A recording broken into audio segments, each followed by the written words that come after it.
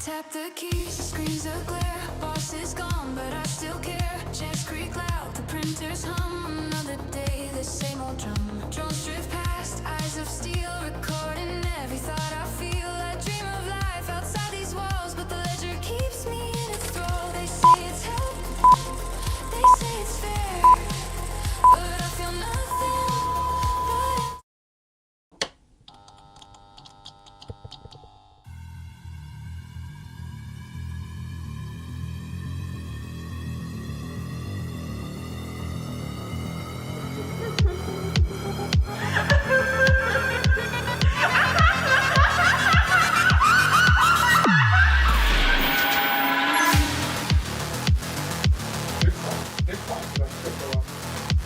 What's the second thought? There is no second pass.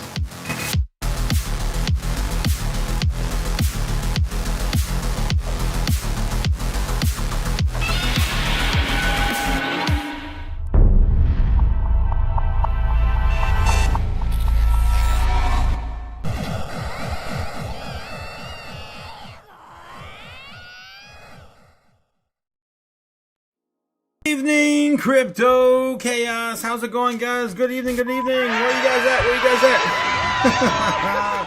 Wherever you guys are, have a good evening. I mean, this is where we're at. This is where what kind of day? What kind of day was today? What is this? I don't need this. Oh no. Yes, it happened again, guys. Scuff Taku strikes again. How's it going, guys? Good evening, good evening. Let me fix the camera again, as it usually it gets upset. Here we go. Let's fix it. It's a little switcheroo there, and bam, we're back. Yes, as per usual, we're back. All right. How's it going, guys? Good evening, Crypto Chaos. How's it going? Yes, we've got Crypto JPEG here saying, what a day, what a day. Yes, funny colors. Yeah, what a day indeed. Andra, how's it going? Of course, first here, right out the gate. Good evening, Andra. How you doing? What is up, everyone? How is it going, guys? How's it going? Of course, this is your place for Crypto Chaos. You guys come for the news, but yes, stay for the chaos. Thanks again for coming out tonight, guys. We have another good day for you. What's up, everyone? How's it going? Milk Money's in the house. We've got Andra. Yeah, with printing the money. You got your mouth is full of money, man. I don't know. You want to put this in your mouth? Really? You want to put that in your mouth? Gross. Yeah, happy Rec Wrench Wednesday. Happy Rec Wrench Wednesday. Milk Money as well. Good evening. Good evening. Gamaga's also here. Good evening, Otaku and Chaos family. Let's get this money. Continue to hold for dear life so we can get it. Yes, Milk Money also here. Tons and tons of flames. Thank you so much for the chaos tonight, Milk Money. Damn, fiat is a fraud. Yes, and the whole world knows it. Yes, they do. Second day of Davos. Definitely they don't by now. Holy hell, how you guys doing? What a day. Yes, what a beautiful day. Beautiful wrecked up day. How's it going, Rockhound for Lights? Hello. How's it going, Rockhound? Yo. Oh snap, my first mod experience. Overcome. Yes, that's right. Yeah, we did hand a wrench to you. Somehow. Oh, damn it, Jake's here. Damn it, I'm in trouble now. No, I swear, Jake, I didn't mean to. I didn't mean to hit out another one. Retronomics is definitely flawed under my watch. Okay, G-Dog in the house. How's it going, G-Dog? How's it going? Yes, I bought the dip and I'm not out of powder. You lucky bastard. But at least I'm up $20. Looks like the King of Ohio has a little bit more dry powder to spend today, according to Jake the Snake. Overcome says, dude, Rob, What? Oh boy. Yep. Okay. I'm not reading that one. $20 make them holla. Yes, $20 makes them holla. Oh no. What do we think? Confirm BS overcome. I can take a look there for you if you want. Looking at Jasmine.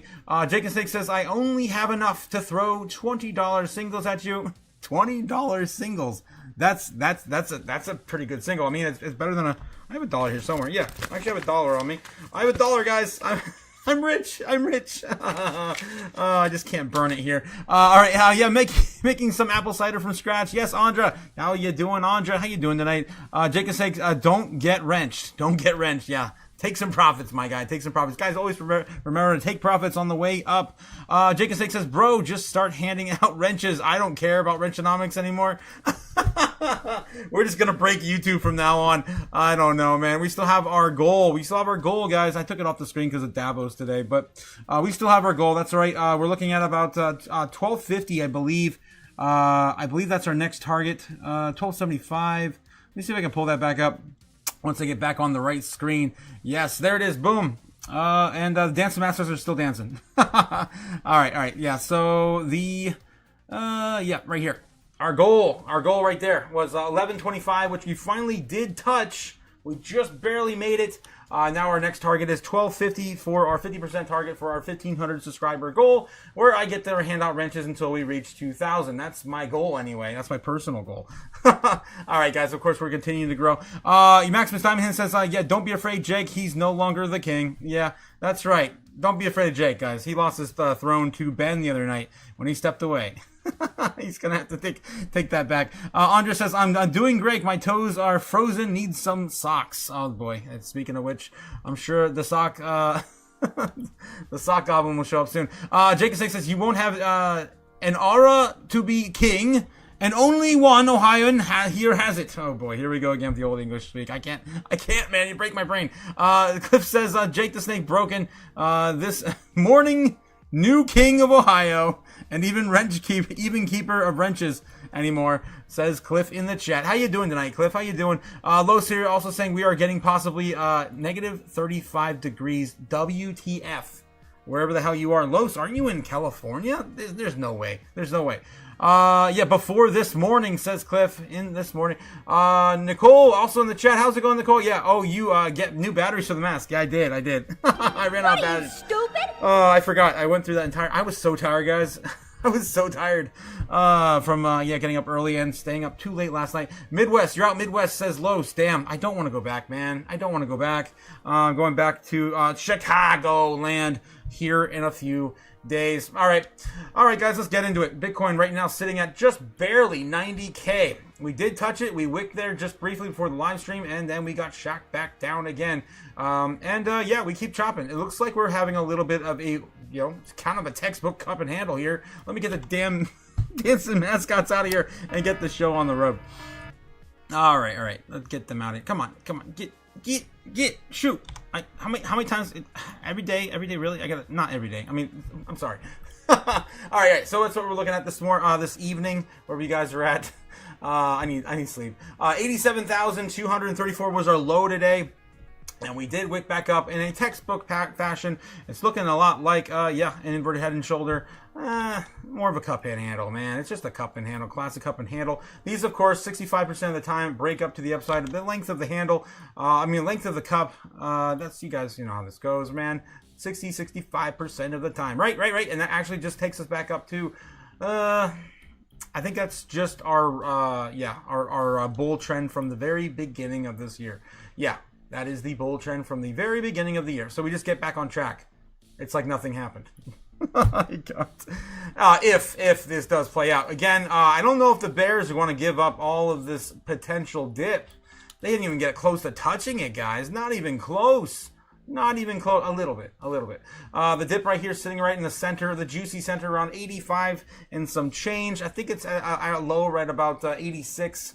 And a high of about 87 between the entire. So it got really close to that wick there at 87,000. I was there for about 30 minutes. Nope. 15 minutes. Yeah, about a 15-minute candle there. 5 minutes, 3 minutes. How many minutes? Let's count the candles on the 1 minute. I'm curious. How low did we go and how long for today? All right, so it looks like we were down there for 3 minutes. Roughly an estimate about estimated 3 minutes. 4. We'll give it 4. Did you guys buy the dip? What are you, stupid? Yeah. All right. I'm done kidding, guys. I'm done teasing. This is what we, of course, did deal with today. We basically had Donald Trump running around with A lot of uncertainty and doubt. Yeah, we're going to get into that here in a second. Let's jump into the news, the metrics, and everything else we like to cover every single day, starting with Kim, by the way, Snowland, bringing you the live heat map for free, the live book map here on YouTube. That's right, guys. You can jump over there and watch it anytime you want. That's right, for free. Don't pay for what you get for free. All right, and today, of course, we're looking at the same key levels we were looking at yesterday, except another change. Oh, yeah, don't forget the bingo. The bingo today was freaking sick, guys. Look at that. Insane. We did so much better even than the last time we did. Last time we got bingo like 4 or 5 times in a row. This time we got almost everything on the card except for allegedly 3 things, right? The airplane, he did say plane a few times, but he was referring to military planes, not the airplane in which he was on that got redirected. Of course, we were talking about that last night. Cliff was bringing us that breaking news. As far as we know, it didn't amount to anything real that we're aware of. Could have been a safety risk they were trying to avoid. We don't know. It was electrical. That's what they said, right? All right, and then we do have the moon. I swear he did say something to the moon. But no, I could not get that. And then we got robbed with data because we were talking about data centers, and he was talking about data centers, but he kept calling data centers AI plants. AI plants. You should have seen this big old AI plant that Meta is building. Blah blah blah. No, they're data centers. He just didn't have data in his vocabulary today, so we didn't get that one. Again, those are iffies, but my God, we got a freaking whole sheet. It was insane. I know, of course, he had a lot to say at DAVOS, so we're going to get into that. If you guys didn't catch that today, it was insane. It went on for almost, what was it, an hour and 30 minutes. Gamma, you were off by 10 minutes? 14 minutes, I believe, on your prediction. Again, calling out Gamma. Really close. I don't know. I wouldn't have guessed it, man. All right. So, yeah, anyway, we're looking at this again. That's why I got my snip up. Yep. We're going to snip in here and take a look and see what's going on the order books. And it seems like there's, of course, more loaded up today than there was yesterday, as per usual, in just about every direction. So let's look into, take a look-see. All right, here we go. And zooming on in, we see, yes, more and more. We keep building more of this. We did lose this area here today, so that's all gone. Yeah, we did not even touch the juicy center of the golden pocket yet. We've seen a little bit of resistance as we chewed through all of this green area here, which is all now gone, but we didn't even get to the juicy core of the golden pocket. Golden pocket right now starts basically at 84. They're building this up, man. They're building this up.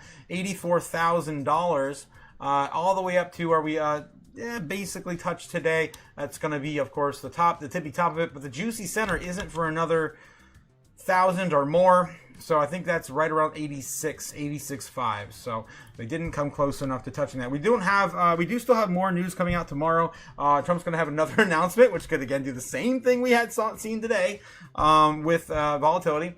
We have the TikTok deal going down tomorrow. That's right, guys. Don't forget TikTok deal's going down tomorrow. It's one of our narratives that could play out into volatility. And crypto is somehow revolved into that, as I've been talking about it for 2 years now. Holy crap. Yeah, it's been just a wild day. We'll get into all that in the news here in a bit. But overall, let me get my other scroll little crayon here. All in all, we continue to build more of these areas up below us, and we still have a lot more below us than we do above us.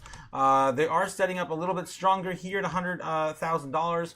But other than that, it's pretty much the same as it was yesterday. We continue to see more areas building as time goes on in the last 6 hours, all over the place. And we've been filling this up for a full day. So this, as of today, we've filled the gap now between 70 and 80K. That no longer do we have a gap between 75 and 80,000. All right, so that's what we got on the order books. That's how it's shaping up today. Moving the goalpost even higher. Not quite as high as 120K again. So we're still waiting for that to play out. All right, only time as time goes on, guys. It's not about when it's or if, it's a matter of when. All right, moving on. We've got the Patreon, guys. Don't forget we did launch the Patreon yesterday. That's amazing. I know I keep forgetting to show it. And it's brand new, so I put a reminder. Yes, we did launch the Patreon yesterday. I'm excited to bring that to you guys. We're going to be building it from this day forth, and I'm incorporating things, of course, into our Discord.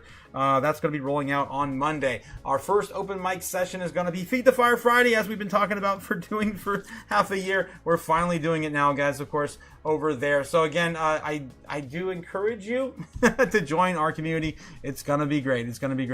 All right, moving on. We have $38 trillion, $637 billion still in our national debt. Nothing has changed, still printing that money. It's been a while since we took at the world debt clocks. Let's take a look here as the macro stage is still in play. We do still have Japan sitting at 251 negative debt to GDP. On percentage, negative debt to GDP. Again, they're doing a little better after their first rate hike, down from 305% negative debt to GDP. So yeah, they still got a long way to go to get anywhere near the big boys here, around 100, and more against, of course, their gross domestic product. Moving on, what else we got? We have Polymarket, of course, the Polymarket betting site over at represented on Polygon blockchain. We have the Supreme Court rules in favor of Trump's tariffs, a 33% chance that's going to be the case. So still not looking great for the Trump administration currently, even with the latest remarks from Scott Bessent and Trump and his allies at Davos today. Who will Trump nominate as Fed chair? We didn't get any news on that either. He did mention it. Everyone was great. Everyone was the greatest candidates for the role. But right now, Kevin Warsh is leading the way, and wow, Kevin Hassett has been pushed out. Guys, Kevin Hassett has been leading. Now he's down to 5%. Wow. So a lot has changed on Polymarket, and Rick Reeder, out of nowhere, flipping the place of Kevin Hassett with a 27%, with Kevin Warsh leading the way at 51%. I always said I didn't like the way that Kevin Hassett handled himself on TV. Every time he's been giving something to talk about, he's never really clear. He's really cryptic. And I just think he's a big wet blanket. So I hope we don't get him. I hope this is correct. Rick Reeder, again, he's BlackRock. We already got Larry Fink literally leading the way with the World Economic Forum. Do we really want another one leading the Central Bank of America? Maybe not. Then Kevin Warsh, which I'm not a big fan of either. Walker and Warsh. I believe Warsh still has the same perspective as Walker when it comes to the Fed, and the banks only allowing interest on yield on stablecoins. All right, I'm just jumping over myself now. Okay, moving on. Anything else to bring to the light here? Well, the government shut down. There's a 12% chance now for January 31st, and that's coming soon. So, hopefully this is correct. I don't want to see another government shutdown. I gotta go back to Illinois before February. So I hope that doesn't happen. All right, we'll see. Last time I got on a plane, we were in a shutdown. I don't want to be on another one again soon. Okay, moving on. What else we got? Fear and Greed today came back up to 50. We got to a low of 48, I believe, today. So it's only up 2 points. From the middle of the day in flat, center, and neutral. We have Crypto Fear and Greed Index right now sitting at 20 in extreme fear. This is down 4 points. 4 more points than it was today. And we still have, of course, more volatility to come with the rest of the week's news. All right, 98.8 on the Dixie, rallying after Donald Trump did mention something pertaining to the overall stance of America, acquiring Greenland, and of course just beating a drum. Everything did fall a few days ago, so we're not back up to 99 yet, but yeah, it's a little bit of a rally from the low of 98.4564, whatever it was at the beginning of the day.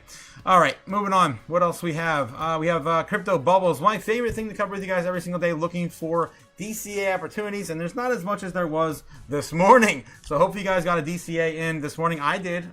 Did you guys? I threw $50 at something. That's all I got, man. That's all I got. What are you, stupid? But I did it. Not this one. Yeah, somewhere else. It's gone. All right. So yeah, we're looking at pretty much everything up now. Since we're gonna get into it, but Trump did lift some of the tariffs for some countries. We're gonna get into that in a second. So with that narrative playing out again. I have something special for that later. We have a little bit of recovery tonight. We still have the biggest mover. It just popped up right now within the last few hours. Now we're down 10% on the day is stories. The only thing down a significant amount And that's actually what I DCA'd a little bit into this morning because I saw us come back down to this 2.3, 2.2 range, and I bought $50 of it. So there you go. There you go. All right. So that's just me being transparent. I just started loading into that because I find value in it, and I think it's going to move, and I can get out and pay some of my bills. All right. That's pretty much it. All right. Looking here on the daily, anything else? ICP's down still 4%. Night's still down 4%, and that is all you got, guys. So that's on the daily. Let's take a look at the weekly here, see what's still oversold. There's still a lot, right? There's still a lot and still falling in our criteria within 15 to 20%. And there's a lot of good ones here too. IP Story still down, one of the most, down 20%. We got ENA down 22. So if that's more your coin, maybe that one. XMR is down 27%. Maybe you want to pick up some Monero, guys. Down 27% on that recent pullback for the privacy coin trend. Anything else here? We got pretty much a mixed bag of everything. 15 to 20% off today. Again, it's kind of choose your own adventure. That's all I got for you. 21% right now on ICP.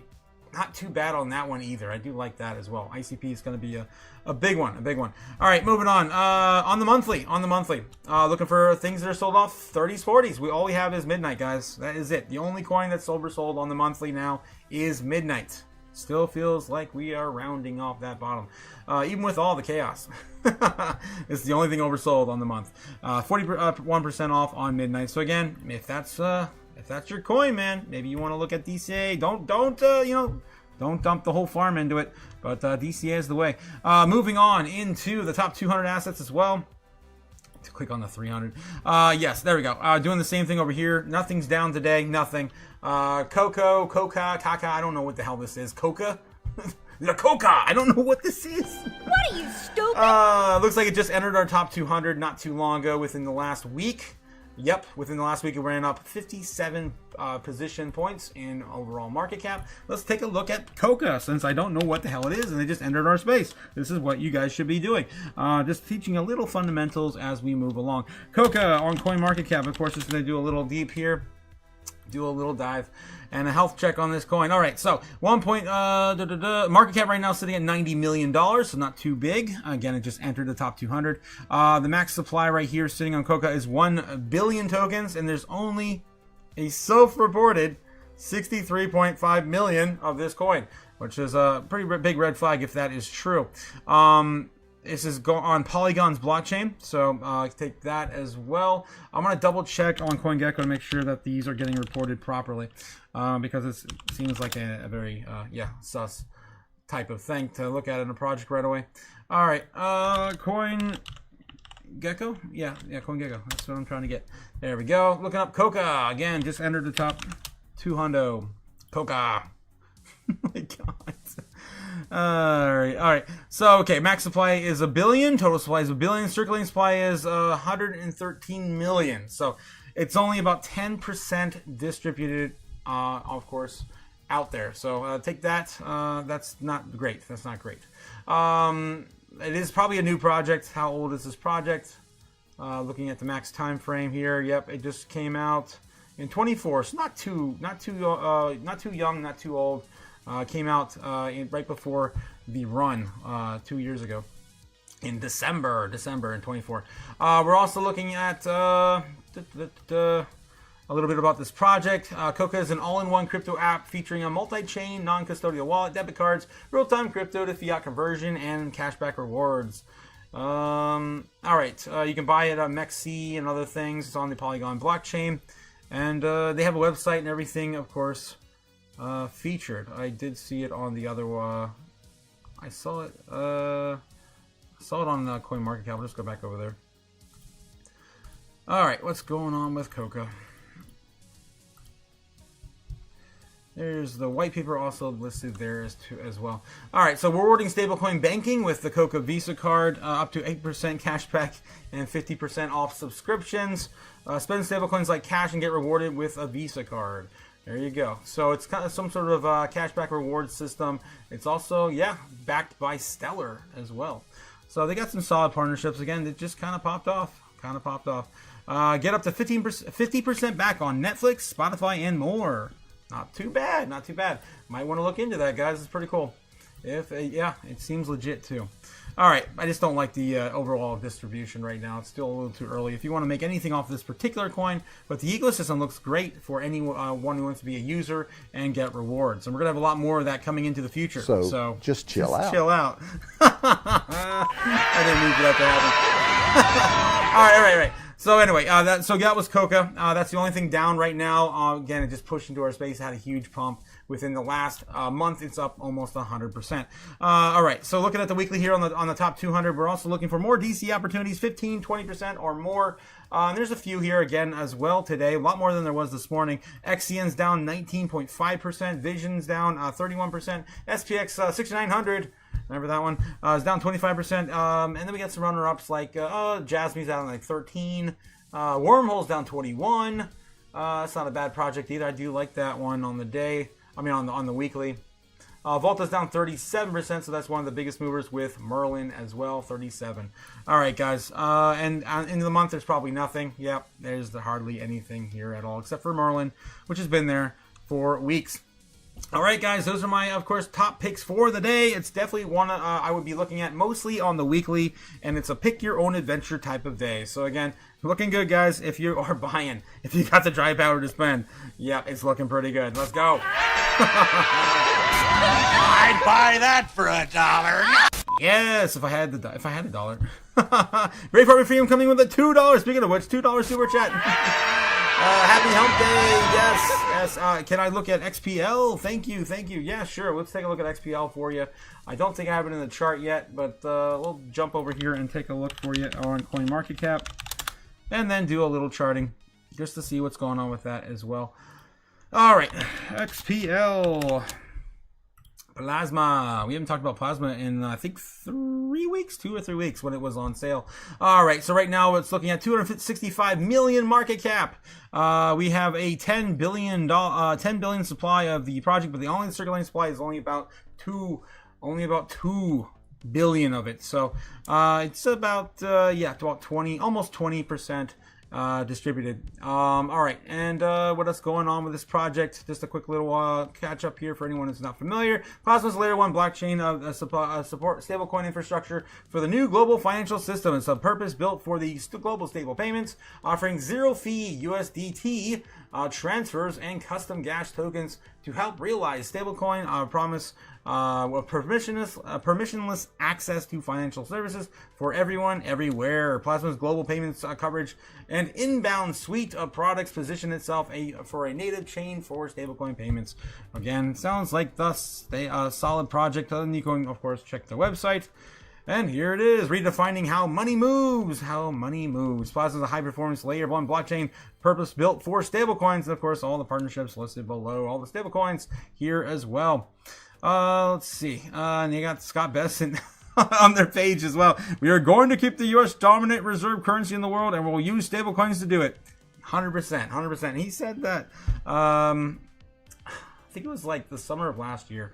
We're talking about a market that will make trillions of dollars. Stablecoins could fundamentally change how we think about money movement globally. All right, that's chairman of the CFTC, former chairman. All right. So that's what's going on with Plasma. Let's take a look at the charts. I got to add this one to my chart here on TradingView. All right, so I have a dupe of XRP there. I'll get rid of that. I'm going to throw XPL in here. Whoops. Let me add XPL. Alrighty. Plasma Tether on Binance. Sure. Yeah, sure. Why not? Well, let's see. I'm sure there's no games going on over here. Alright, so looks like it is 12 cents 8 right now. And we're looking at the hourly to zoom out and see overall price action. Oh my gosh, it's sitting at the bottom of the entire market. All right, let's do a little back testing here and see what happened. This project, I don't know if this probably just got his listing on Binance back in September of last year. How old is this project? Let me get back over here and look at the market cap. All right, market cap. And yeah, this project is that new, September 25th, 2025. So keep that in mind as well. Did, of course, see a launch and then a drop, and probably the worst time ever to launch, right? The month before 10/10. Wow. So just like all the other coins. When 1010 happened, everything, of course, ran, and it hasn't really, I mean, it's so hard to gauge here. I would say, yeah, this is probably realistically, after the launch, to give it a fair chance. It's already broken out. I would say it's already broken. This is a tough one, though, because it just launched. It is really new and too early to tell. But anyway, it looks like it attempted to break out at the beginning of the year on the 6th and has been defeated pretty much every day since. Looking at its bottom, it's literally at the bottom, guys. Like, how much lower can it go? It found its bottom after the sell-off, allegedly, on the 20th of December.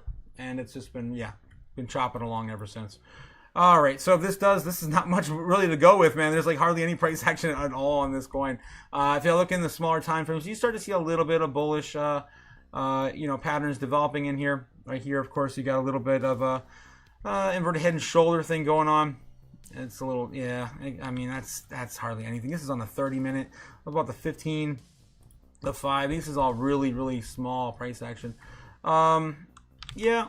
I would say more of a cup and handle than anything right now, looking at the 5-minute, on the 5-minute. I don't know, man. I don't know. For that to play out, and it's already kind of been defeated from that measured move, so it's going to have to play out again. Maybe looking at retesting some of the back area. Yep, right on top of it. Wow, of course. That's usually how this always plays out. Almost right on top of it.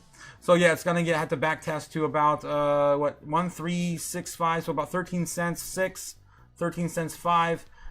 Breakout from there, and then the next leg up from that would be the same measure move. Wow, this is too easy. This one's too easy. Same measure move to retest right to the next area of resistance, which is going to take it to about 13, almost 14 flat. Almost 14 flat. So a breakout from here. First leg up would be about only 6%, 8%. I mean, this could happen relatively quick too. I already just saw a pretty long, drawn out move. With how far was that down? 10% dip there, just a few days ago, 3 days ago, with the Bitcoin sell-off. That's when that happened too. All right, so it's going to be a climb, but I mean, it's sitting at the bottom like a lot of other projects.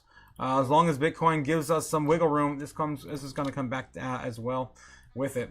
Again, you can kind of see there's a bull trend here going since the bottom. So again, the trend's your friend, guys, until it's not. Keep that in mind until it's not. All right. So that's what's going on with Plasma. That's what's going on with Plasma. Interesting project. $90,000 Bitcoin still holding, and we're gonna get into some of the news, guys. We got to get into the news. Catching up with you guys in the chat. Ben Lawrence. Oh my gosh, brave. Ben Lawrence here, yes, saying, "Hey ye, hear ye, Jake the Snake will return to the throne in a fortnight. Pray his wins, and that he may send the throne post haste." Oh my god. So yes, it looks like King, your throne will be restored to you. He's just gonna clean it off. Oh, hail the King of Ohio! Jake my the Snake, God, guys. the keeper of wrenches. Yes, he'll be back to his throne soon, guys. Ben was just trolling. He had to clean the flatulency, and he stole his pants just to wash them. Apparently. All right. Hey guys says, "Hey Kai Chaos, hey fam, how's it going?" There in the background making dinner. Yes, hey guy, I just got done as well before the live stream. It would be nice if one of your gems decided to do a nice 300% pop up in the next week or so. Yeah, it would be nice if one of our gems did do that, wouldn't it? Wow, damn, $5 super chat coming in. Thank you. Boom, coming in hot. Yes, coming in hot from Overcome. Thank you so much, Overcome. You think Jasmine falls under 205 in the near future? Okay. I have history with Jasmine. I held Jasmine at 205 for like 2 years in the bear markets. All right. So I feel some sort of way about this. All right, I'll just tell you that right out the gate. And we're still pretty close to that. We already touched it too, right? We already were at 205 not that long ago. Again, I personally don't think it will, just by my heart of hearts. But let's see what the chart has to say about it. All right, let's go back and take a look. Oh, Jasmine. Oh man, my heart of hearts. I can't. Did we get as low as 205 or did we touch 55? I forget. All right, so I have a lot of history on Jasmine. I've been, in this game since way back here, 203, 204, 205, and then we popped. It was amazing. It was miraculous. It was surprising, to say the least. This is back in 2024 in February, and there was a very surprising narrative that played out. Venture capitalists in Japan were finally allowed to invest in crypto at that particular time frame, and that's when we seen Jasmy first pop up. It shot up to about 2 cents in a single day, 389%. If you guys didn't take profits in something like this, here's a learning scenario for you. You should have took profits. I took a little bit. Nowhere near what I probably should have. And that was way back then. And now we're way over here. And we're back in the same scenario as we started the entire game at back in 2023, leading up to 24. All right, so just a little bit of history again. I've been holding this coin for a long time. I'm very passionate about this coin. I love Japan. I love that, you know, this has been dubbed the Bitcoin Japan since the beginning. And of course, it stands for, you know, a lot of, privacy and also, user, friendly data. Like if you're going to sell your data, or if you're going to give your data away, not sell it to the highest bidder. And of course, Jasmy, has, a future to do so. Anyway, so the project, of course, has been beaten to death by Binance, and I'm not going to get into all the history on that. We did do the same thing like every other project. We did come back down with 1010, and we broke out finally on Jasmy. It's one of the few projects out there that actually did after the bear trend. And XRP itself still hasn't broken out. So again, it's been beaten to death way before 1010 as well, just like I showed you the other project. It was XPL we just looked at. Okay, all right, so anyway, it broke out, we got a bull flag, and then we came back down to retest at 2069, 207, where we are pretty much right now. Yep, 2074. We did touch a low of 2053, so I was close, 2055. 2053 was the low recently, just at the beginning of the year. That was literally the first, the first. We broke out since then. I don't know, man. I personally don't think we're going to come back down there again because we have so much history there. I would imagine that we've built so much more that we can backtest for support. And psychologically, you wouldn't want to go past that point as well. You can see it's already starting to build support there where it just recently came back down and retest 2069.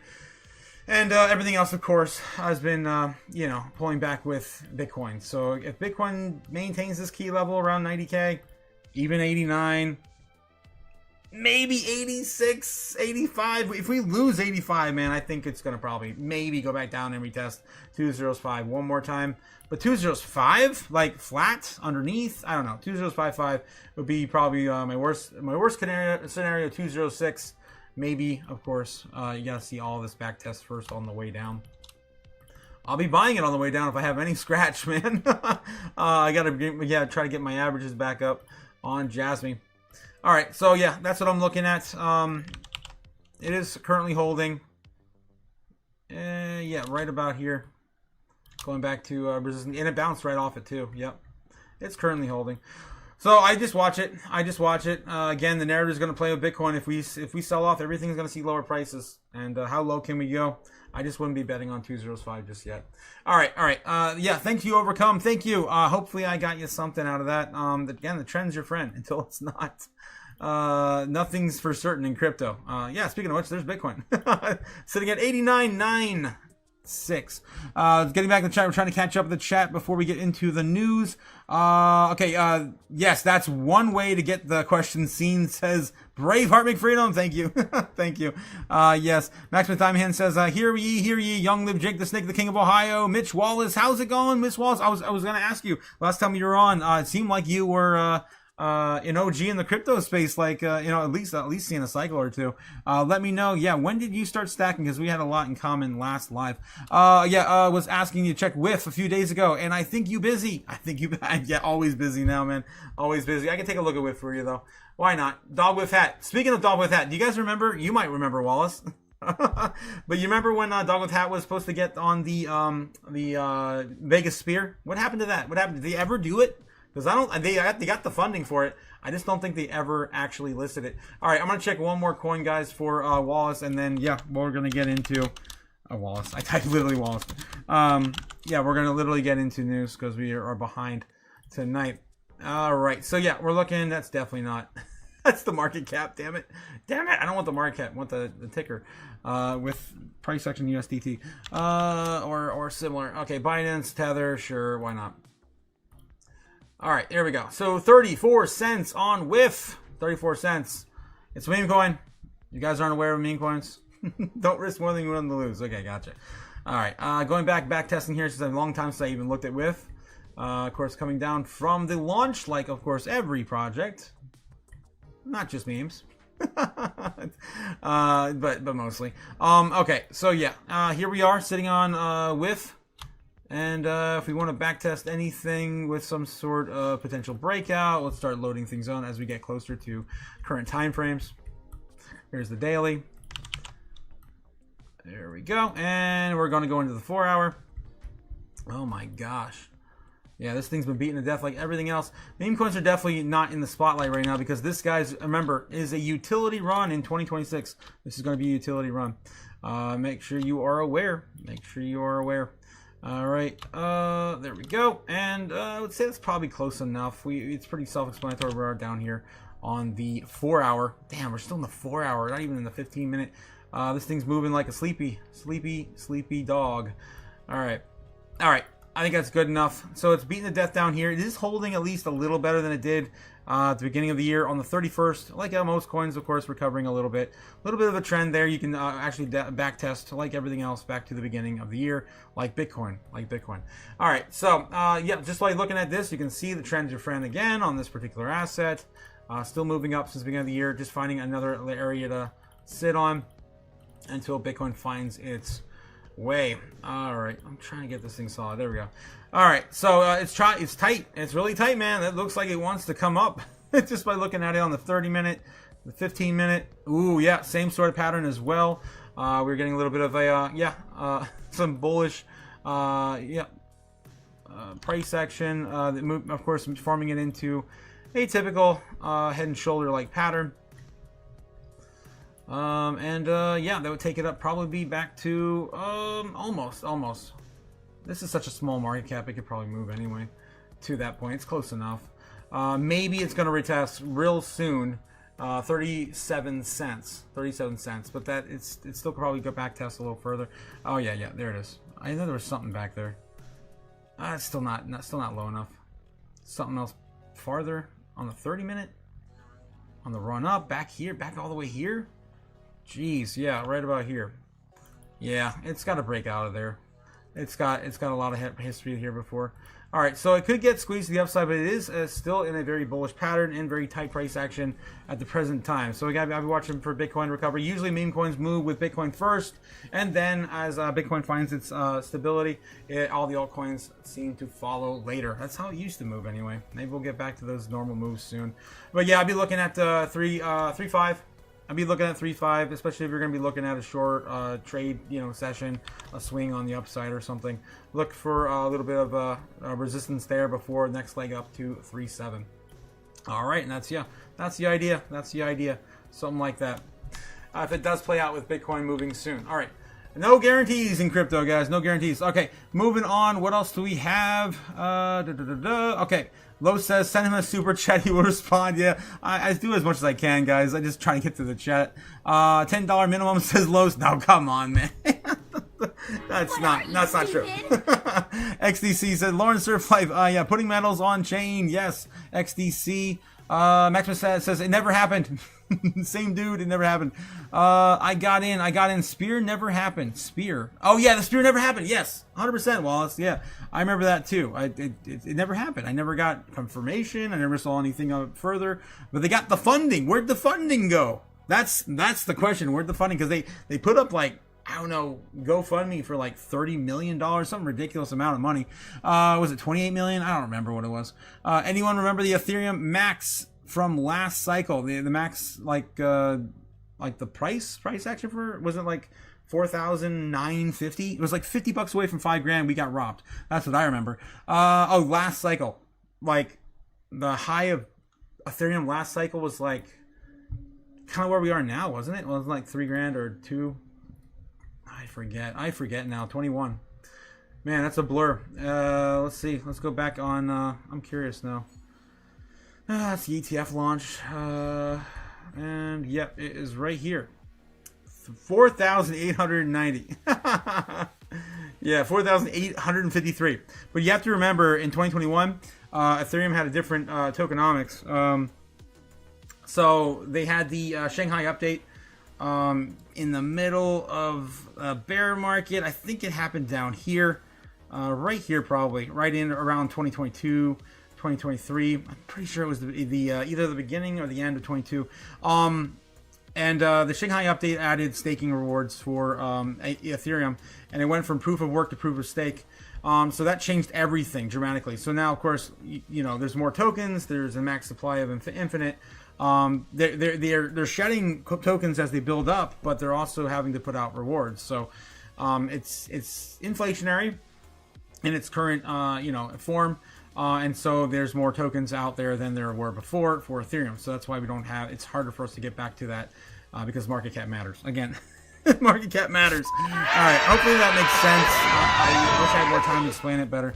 But yeah, that was why the all-time high was basically almost the exact same we got last year as well. All right. Okay. Miller Mountain says if there was one thing I could shoot out into space, it would be intercepted by alien life. It would be an episode of Crypto Otaku. Oh my God, I'm terrified. What are you, stupid? I don't even know how to take that one. That's flattering, but also terrifying. I really don't want to be the first thing they see. No. I don't know, Maximus. I don't know. Yeah, I don't know either. American boys and girls. Yes, how's it going? Bag holders anonymous. How's it going, Nebs? How you doing tonight? Lauren Surfly says no Ethereum Max token. Oh, Ethereum Max. Okay. No, I'm not even familiar with that. Ethereum Max. Let's take a look. Ethereum Max. Now you got me like questioning reality. It's a Mandela effect. I don't remember Ethereum Max. Ethereum Max. Emax. Oh God.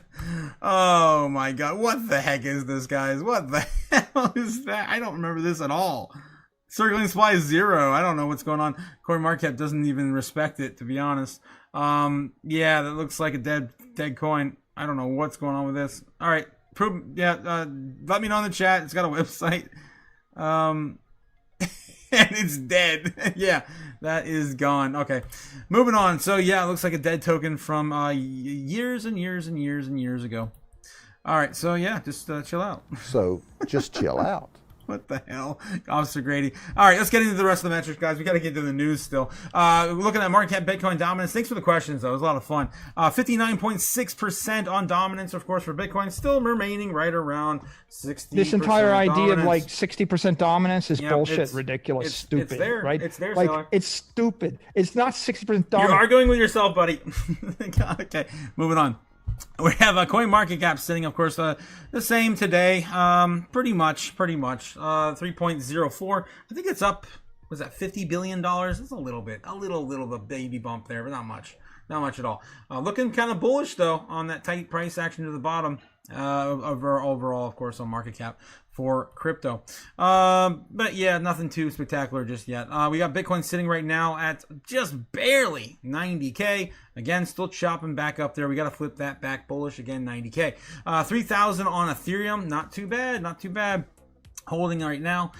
We did break down under 2,009 yesterday. Okay, what else? Binance still above XRP, and Tether still printing money, literally printing money. 187 $1 billion sitting in Tether right now on the sidelines, still not investing. We've got XRP sitting at $1.95. Nothing's really changed there, going sideways. A lot of these coins are going sideways, actually, in the grand scheme of things. Solana, $129. Damn, that is a steal. Yeah, sitting at only $73 billion market cap. And of course, the rest of them are all about the same. Dogecoin, Cardano at number 10. Bitcoin Cash still holding number 11. Of course, flipping Monero this week. We got Chainlink at 13. And on the edge here in the middle, it's pretty much all the same. But on the edge, we've got, DAI got pushed out again by Avalanche. Go Avalanche, and Canton coming in at number 20, guys. That is new. Holy hell. So nice push there from Canton. It's definitely going to be a big player here soon. Sui, looking at number 19, still holding on the day. Love me some Sui as well. Going flat. Zcash still holding number 18. And that's pretty much all that's happening right now in the top 20. Still waiting for Bitcoin to do something. All right, speaking of do something, well, I'll tell you what it is doing. It's still taking off exchanges. Guys, this is the lowest amount of Bitcoin we've ever seen, ever, on exchanges right now, sitting at 2.46 milli. Yeah, the lowest every single day. It's a new low. Get some before it's all gone, guys. Get some before it's gone. All right, looking at the top assets, my market cap still, Bitcoin still holding number 8. Nothing's new there. And, of course, have more bleeding from Apple and Microsoft. Amazon a little bit, kind of mostly sideways. And then, yeah, Google's still going. I'm getting really close to 4 trillion, man. That's probably going to happen tomorrow if we have a solid day in the stock market. Nvidia's still roughing around, $4.5 trillion, and silver and gold just, yeah, this is insane. 33.27 trillion on gold, roughly right around 4,800 right now. Silver had a little bit of a pullback, sitting at $5 trillion at 90.8 cents per ounce. Crazy, man. Crazy, man. All right, guys. Let's get into some of the news. I got a whole lineup of stuff to go. And, of course, the one I really had to cover right away was literally the name of my show. Greenland, Gambit, Sparks, Crypto Chaos. Yes. Crypto Chaos. I had to save this one. Tariffs threats send Bitcoin sliding. Analyst eye 75K. This one came out during the peak of the madness. Trump's tariff threats on 8 European nations over Greenland sparked 150 billion crypto market sell-off. Oh, you wait until we get to another one, man. I got another article to show you where we're at. With Bitcoin plunging 87K while gold surging to record highs of $4,800. And yeah, it was a very chaotic filled day. If you guys weren't here this morning, yeah, we did open today in a very, very crazy time where Bitcoin was, testing 89 down all the way to, of course, 87K. We saw a little bit of chop over the night, though. We did call last night's live stream. If you weren't here, we were calling for baseline bull. And I totally forgot to catch up with you guys on that. We called for baseline bear, and we got baseline bear. That's exactly what we got last night. Almost right on top of our baseline target.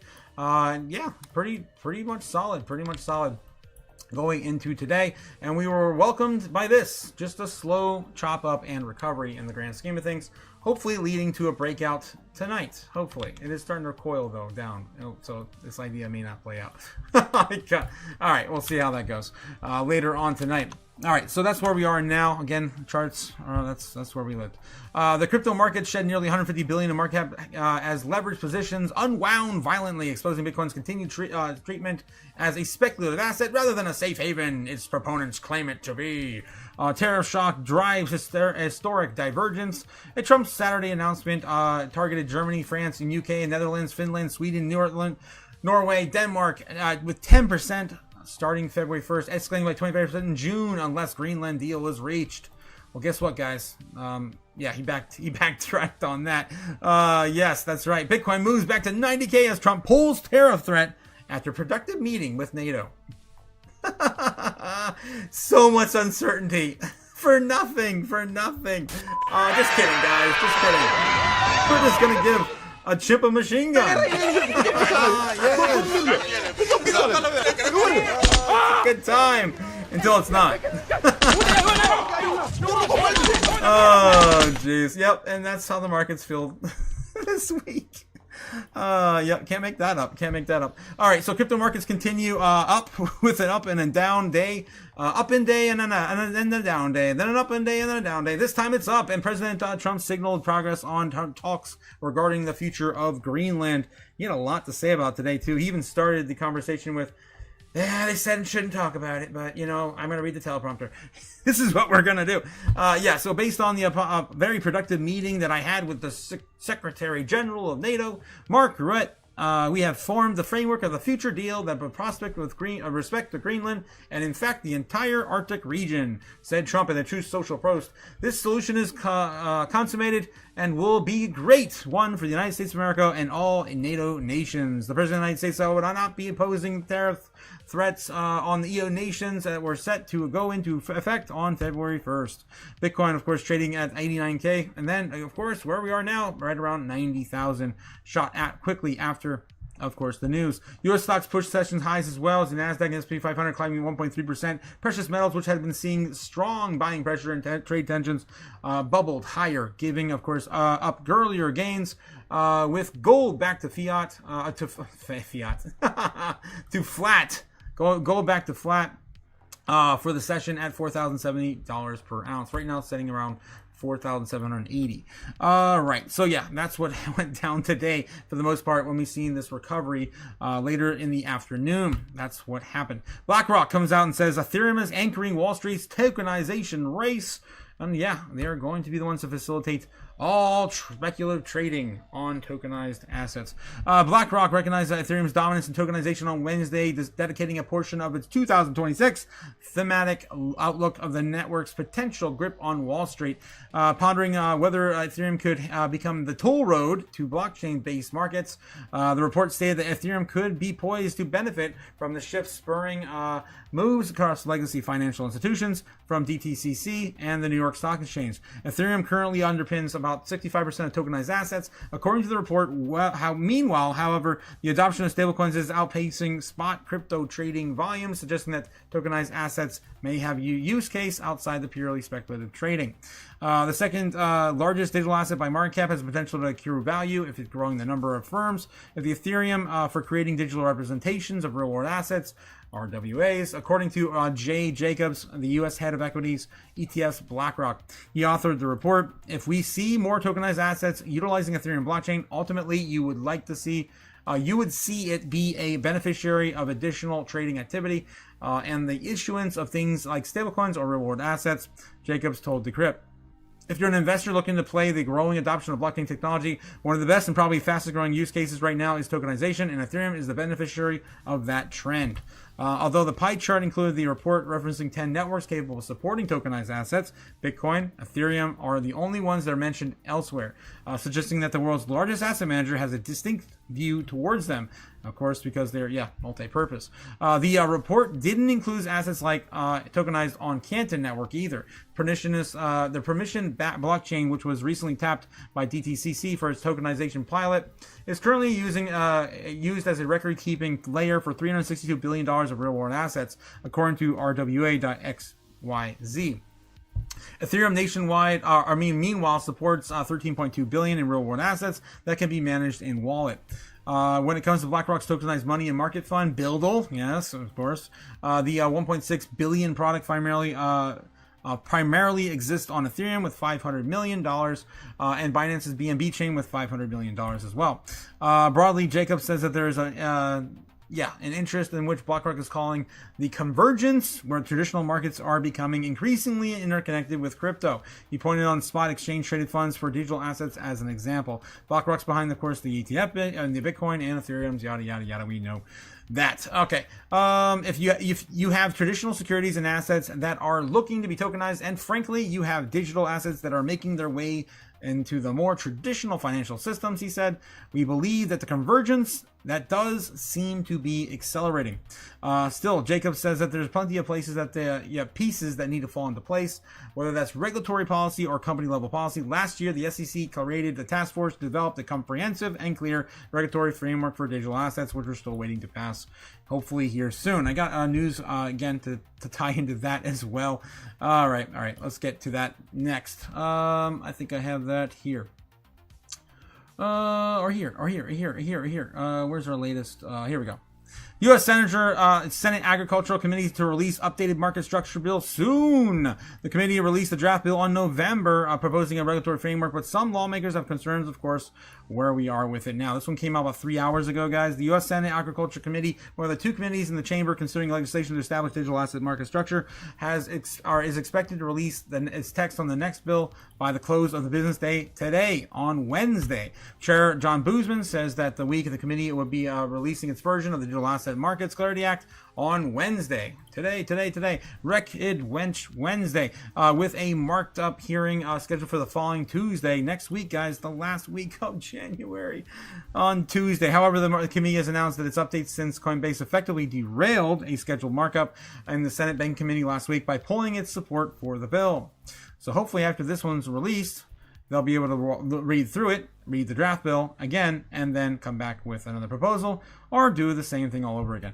Some Senate Democrats have reportedly been pushing for additional restrictions on decentralized finance, with the market structure bill coupled with Coinbase pulling its support for the banking committee's bill. Concerns over the wording and, of course, text regarding potential conflicts of interest with stablecoin rewards, which has still been pretty much the only thing holding this damn thing up, as the banks will not bend the knee to crypto.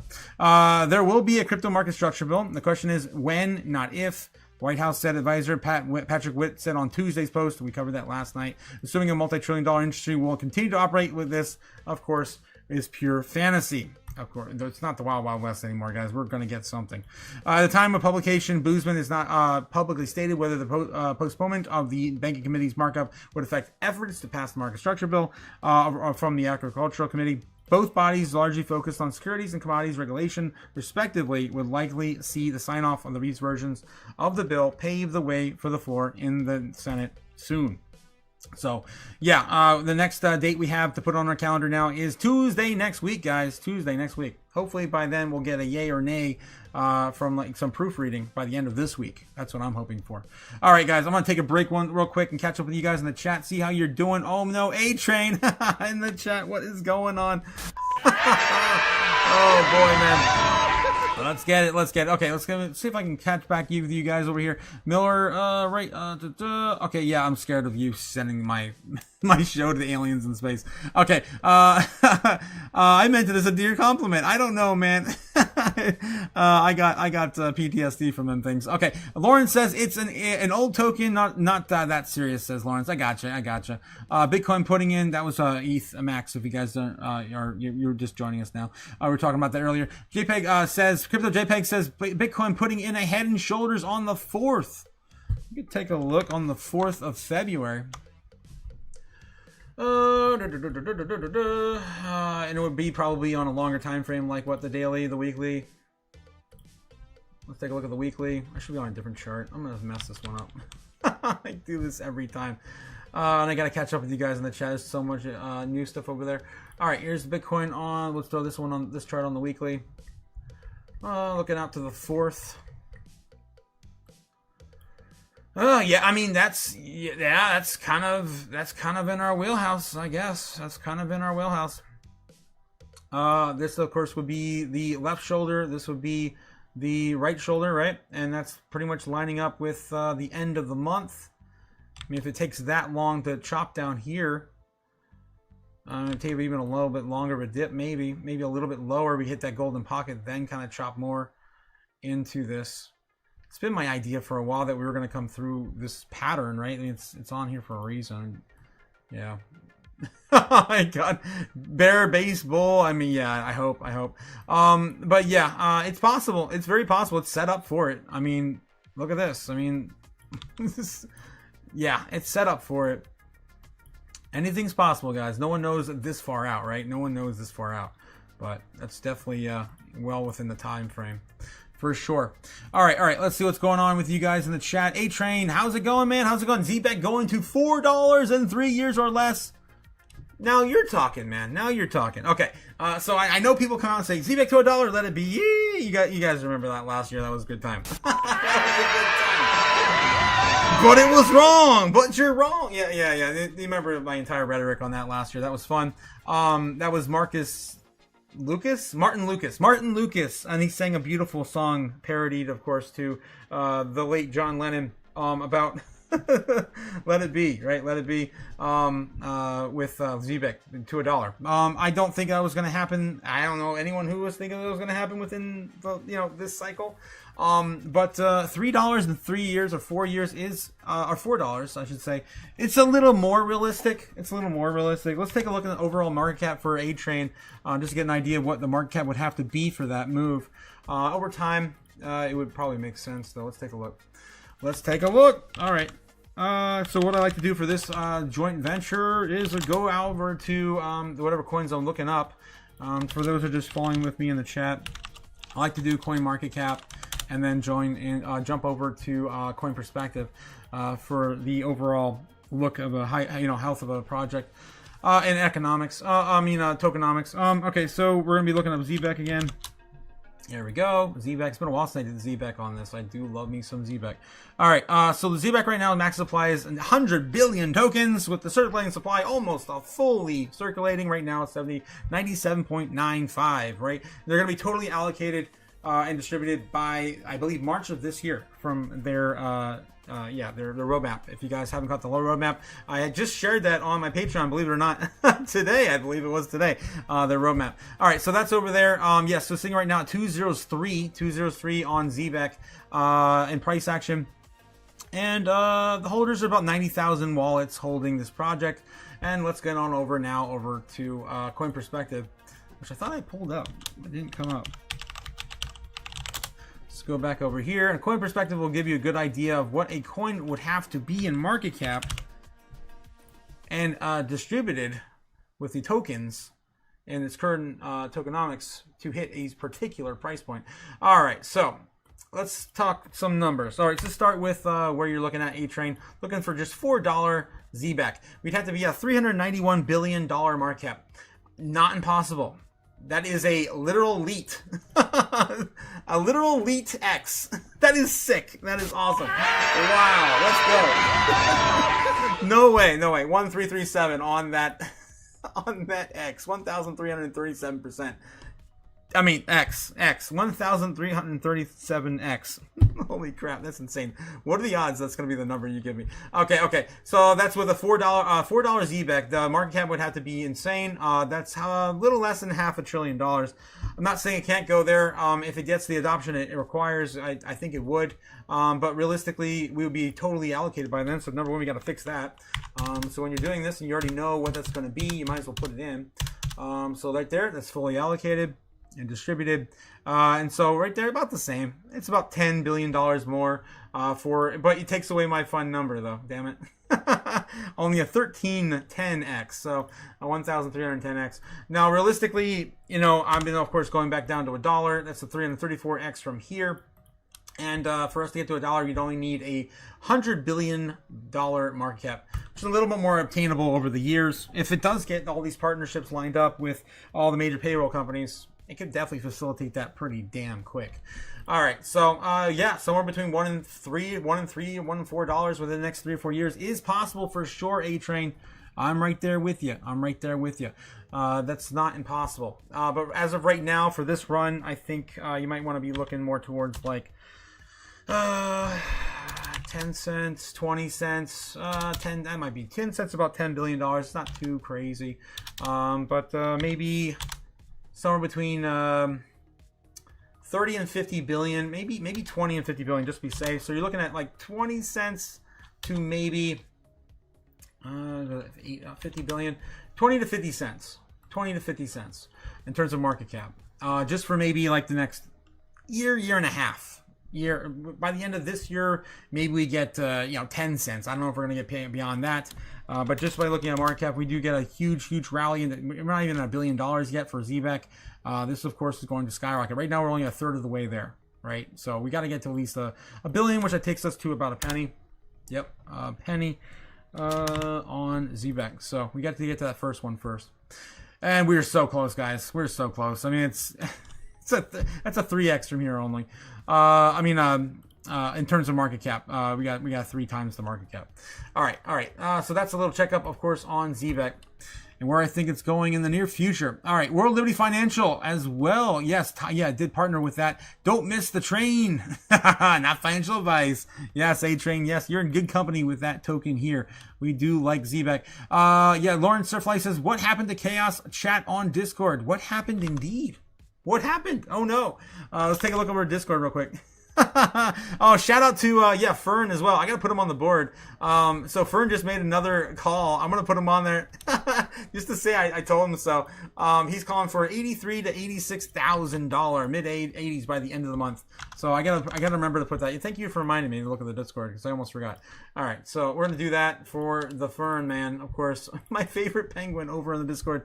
Guys, if you haven't checked out the Discord, of course we're gonna be integrating that with our Patreon next week, next Monday. We got 5 days remaining till we do that. All right, that's gonna do 80 to 83 to 86. Fern calls for there we go. All right, and that's by the end of the month. by February 1st. He said book it. That's silly. I love that freaking troll penguin. Okay, book it. Book it. All right, there it is. Book it. We're booking it. All right, and okay, so a little, off topic there. Where were we at? We were talking about what's going on in the Chaos chat in Discord. What is going on in the Chaos chat on Discord? I don't think anything's going on here. I think it's still going, right? Is it? Can you guys not view it anymore? What's going on with that? I told you guys, it will always be available, and it's it is. Yeah, it's still available to everyone. Yeah, so I'm not sure. You guys are not able to see it. Let me know if you guys can't see this in the chat. Of course, the chaos continues over on the Discord. What the hell? Some weird stuff. Yeah. That's one of my favorites right there. What was it? Ned. Yeah, there's Ned. There you go. All right. So anyway, don't forget, if you guys want to join the Discord, all you have to do, and you don't want to join the Patreon, you can of course join us over there. We're going to have, of course, the lobby, the chaos, and available onto the Discord at all times. I just ask you, just don't be a dick if you want to join over here. The link's in the description down below, and to get access, just click on the little fire emoji, and it will let you on inside the rabbit hole. Yes, enter the matrix, guys. All right, moving on. Let's get back to where we were. Yes, I gotta catch up in the chat. Oh my god, dang it. I got news to cover too. A-Train says, either way, I'ma retire early. Yes, me too. We're all hoping to also retire early, A-Train. Yes, and Otaku, Beaver Moon, around the moon. Cliff, oh my god. No way. You got something from NASA? What's going on this? What do you got here? Cliff is sharing something in the chat. Artemis, NASA's website. Send your name to around the moon. Oh god, please don't. I don't want the aliens to bother me anymore. Okay. All right. Moving on. I'm moving on. Okay. So Andra. What up, Braveheart? How's it going? McFreedom in the house, guys. All, of course, welcome our CEO McFreedom to the future. Oh my god. I'm tired, guys. It's been a week. Okay, yes, welcome Big Freedom to the house. How's it going? He knows freedom more than anyone, guys. He's off the grid Paul, of course. Off the grid Paul. Milk Money says, what's up, A-Train? What's going on? Raider Nation. Yeah, Raider Nation. Always a good time at the train station. Yes, the great train station. Z-Back, guys, get all aboard the Z-Back train. E-Press says, do it. Let's take a look at Bitcoin. Is it going to do it?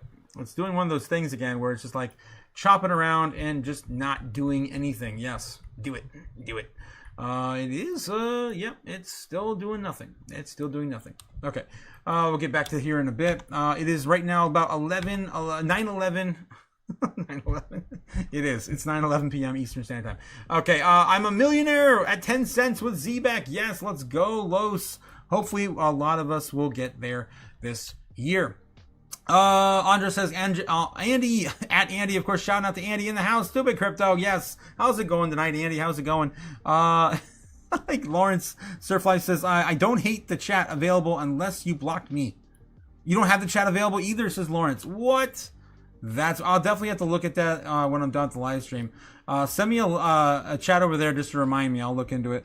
Andra says, Los, that's dope, and it will get there, which I think is crazy to think. Los, that's true, says Andra. Los says, I just thought it was going to be 2025. Yeah, we all thought. We all thought we were going to finally get that run in 25. But no, we're going to have to wait another year because, all of the chaos and FUD has delayed it a year. Andra says, it will be nice to know a millionaire. Yes, it would be nice to know a lot of millionaires here in the chat one day, right? Let's go. Yes, it's going to be the largest generation wealth transfer ever, with crypto breaking out to all-time highs, hopefully, this year. Million years. It'll take 1,000,000 years to be a millionaire. Yeah, says Andra. That'll play on words there. Braveheart says, keep stacking, Los, keep stacking. Yes, of course, get your averages in. lower. All right, let's get into it, guys. Cathie Wood, my favorite, of course, venture capitalist. Cathie Wood, and Market Ark Invest makes another bold prediction on Bitcoin and Nvidia. Let's see what she had to say today. Bitcoin price to hit $800,000. That argues that Bitcoin's behavior changed meaningfully in 2025. Its drawdowns were smaller, volatility declined, and risk-adjusted returns improved compared to past cycles. How Bitcoin price moved along key events in 2025, as the source, of course, is from ARK Invest. Pretty interesting chart here, of course, coming from the venture capitalist. Yeah, so measured by the Sharp ratio, Bitcoin outperformed Ethereum, Solana, and broader CoinDesk 10 indexes across multiple timeframes. That shift supports ARK's view that Bitcoin is increasingly acting like a safe haven asset rather than a purely speculative one. As a result, ARK expects that Bitcoin's Bitcoin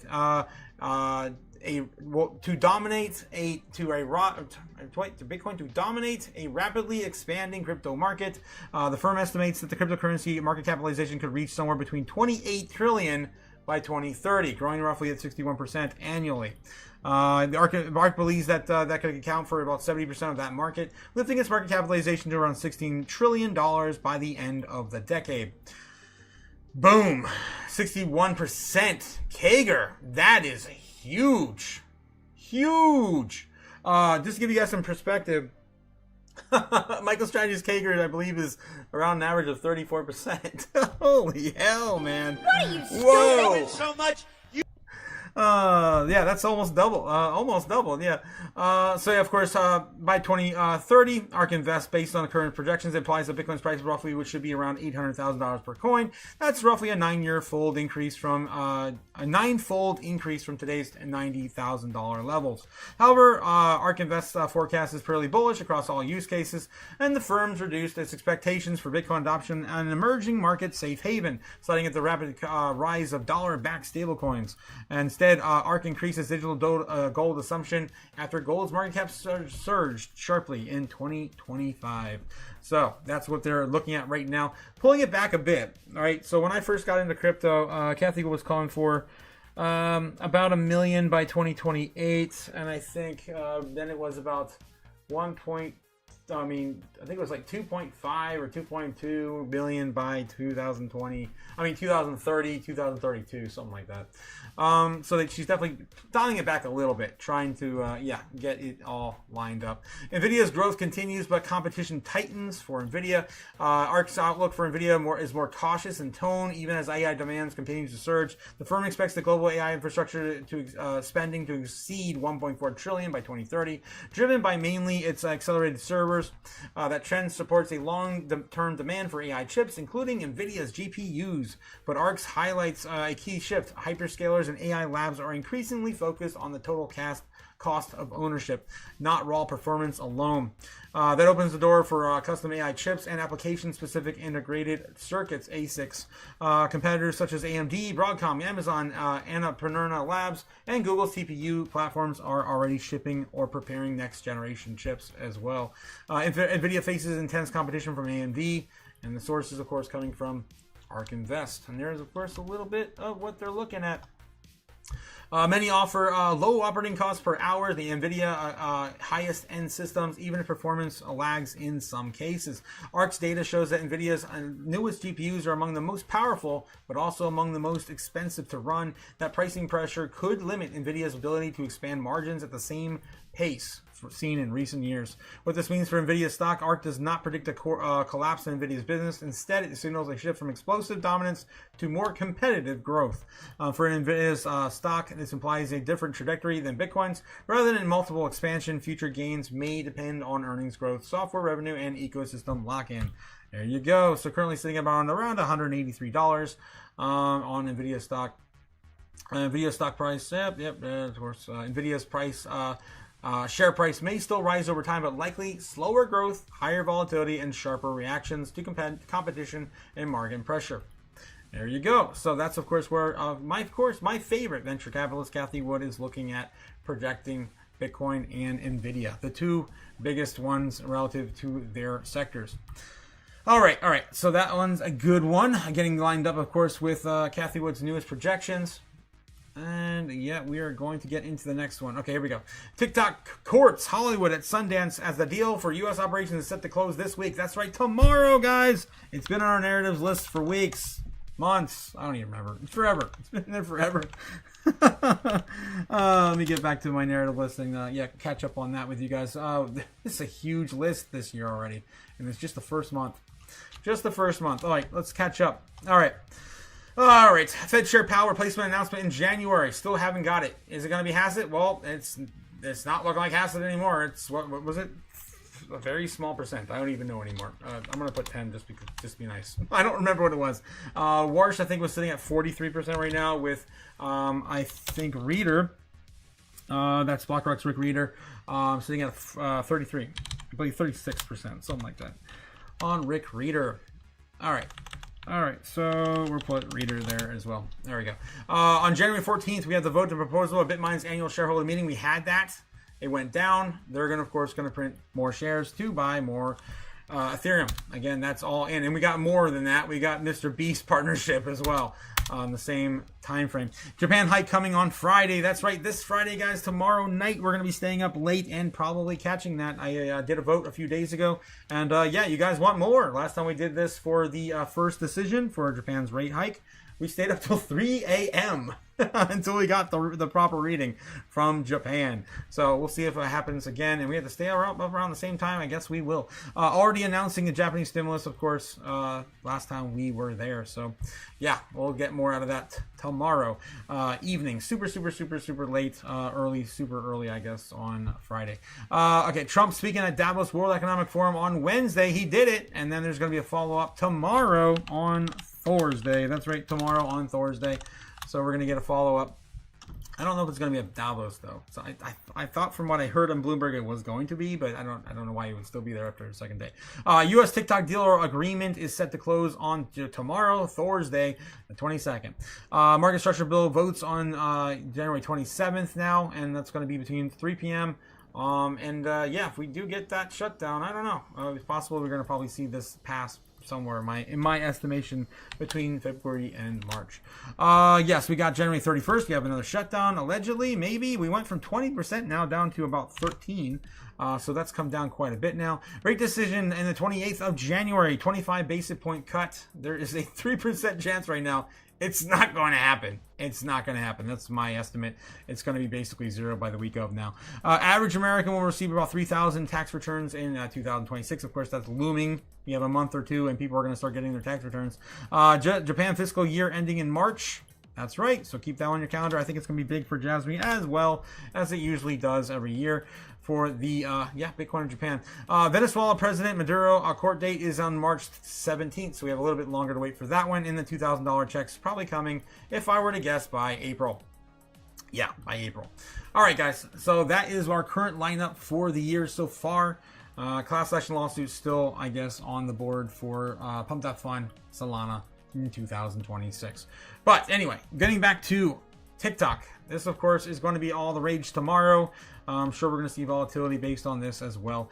If you guys haven't been following this with me, I've been talking about how I've been following TikTok deal for the last 2 years, 2.5 years, something like that. And Polkadot used to be the main contender for this project to facilitate TikTok in America on Web3.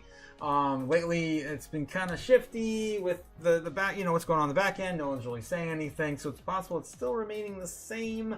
At one point, Mr. Beast was involved in the purchase with Mr. O'Leary. Kevin O'Leary, I don't know if that's even relevant anymore, if that's still a thing, if he just moved on to that whole financial grab thing he's doing now with Beast Financial. But anyway, at any rate, we're going to be, of course, waiting for this to play out, since we're going to see something out of it tomorrow.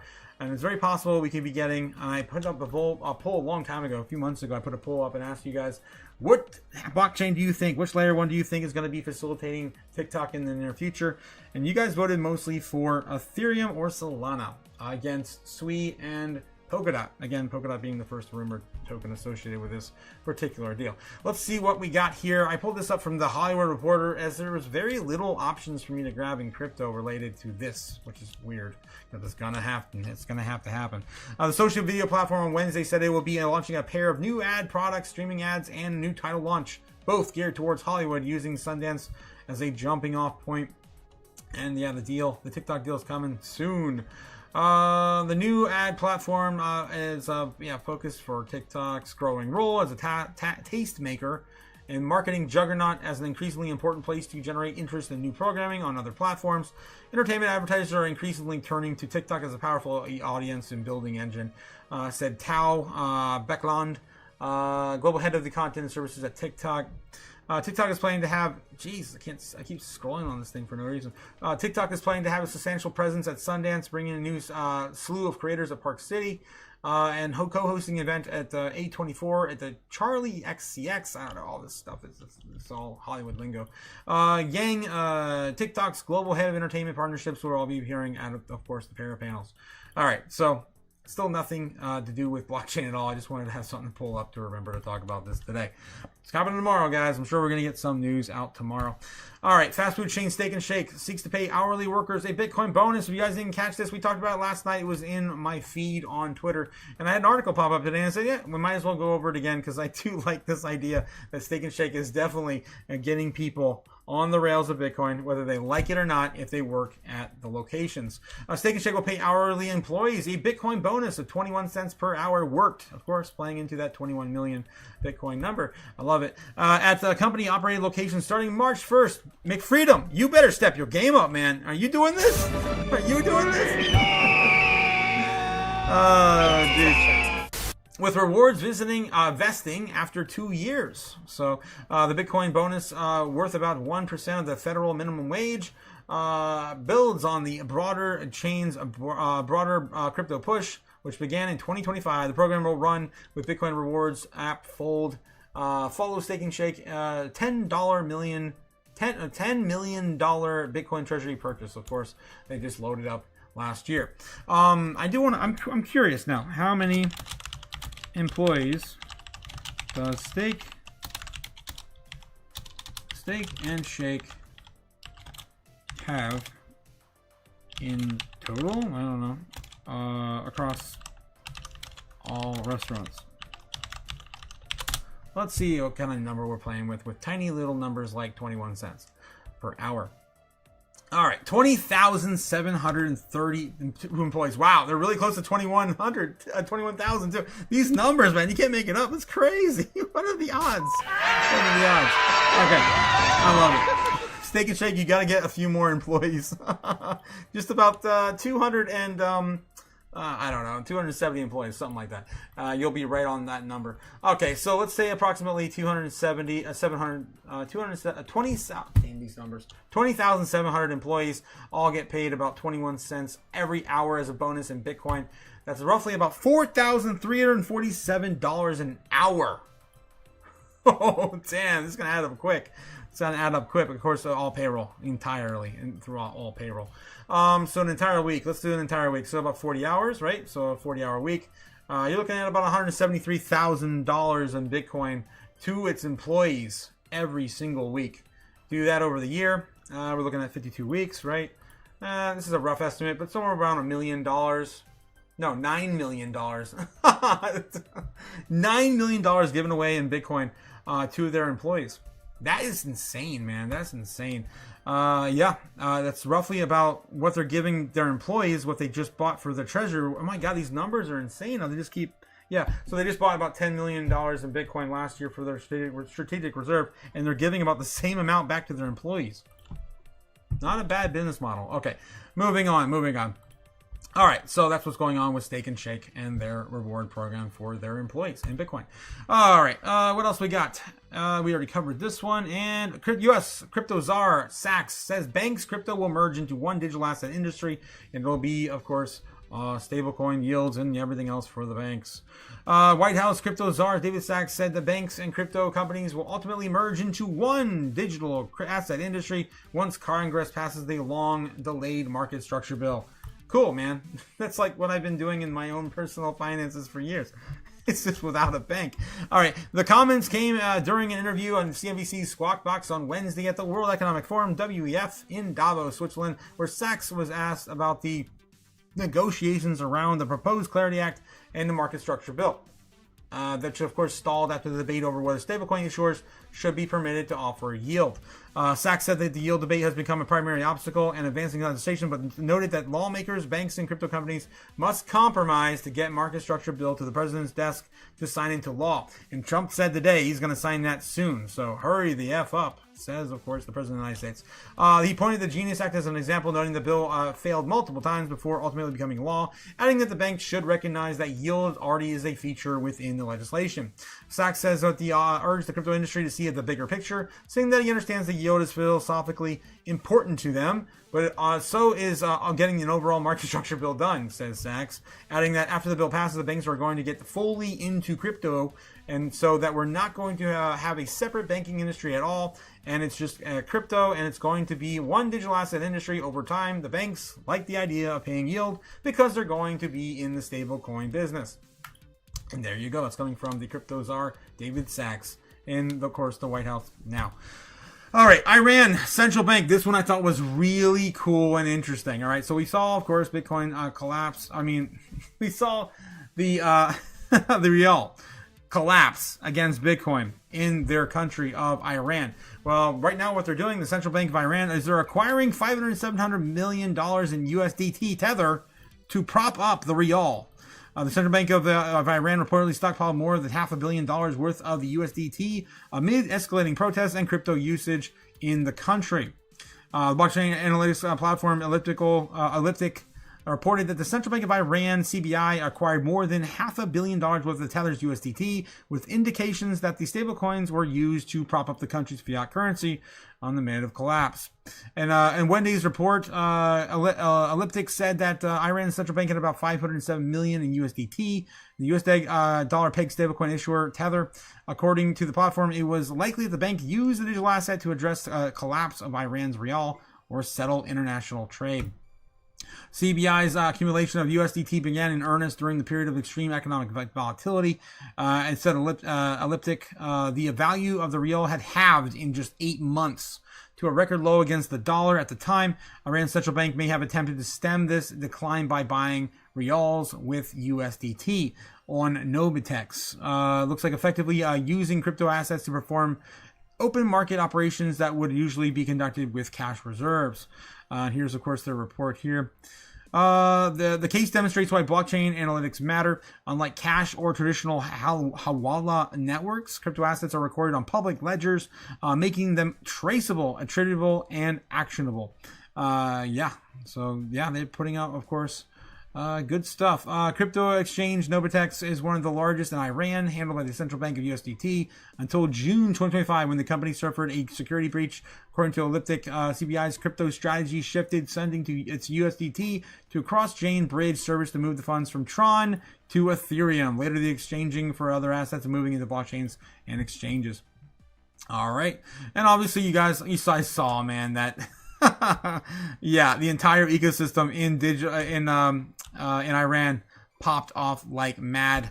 And then we got a little, of course, a rehash here of the old news. Chain Analysis reported that the country's ecosystem surged to more than $7.8 billion in 2025, in which many locals turned to digital assets like Bitcoin amid a safe haven, economic instability, and inflation. Yes, it was crazy. At one point, what was it? One Bitcoin was worth 300 million rial. I think it was ridiculous. Something like that. Maybe it was 30 million. It doesn't even matter at that point. It's gone.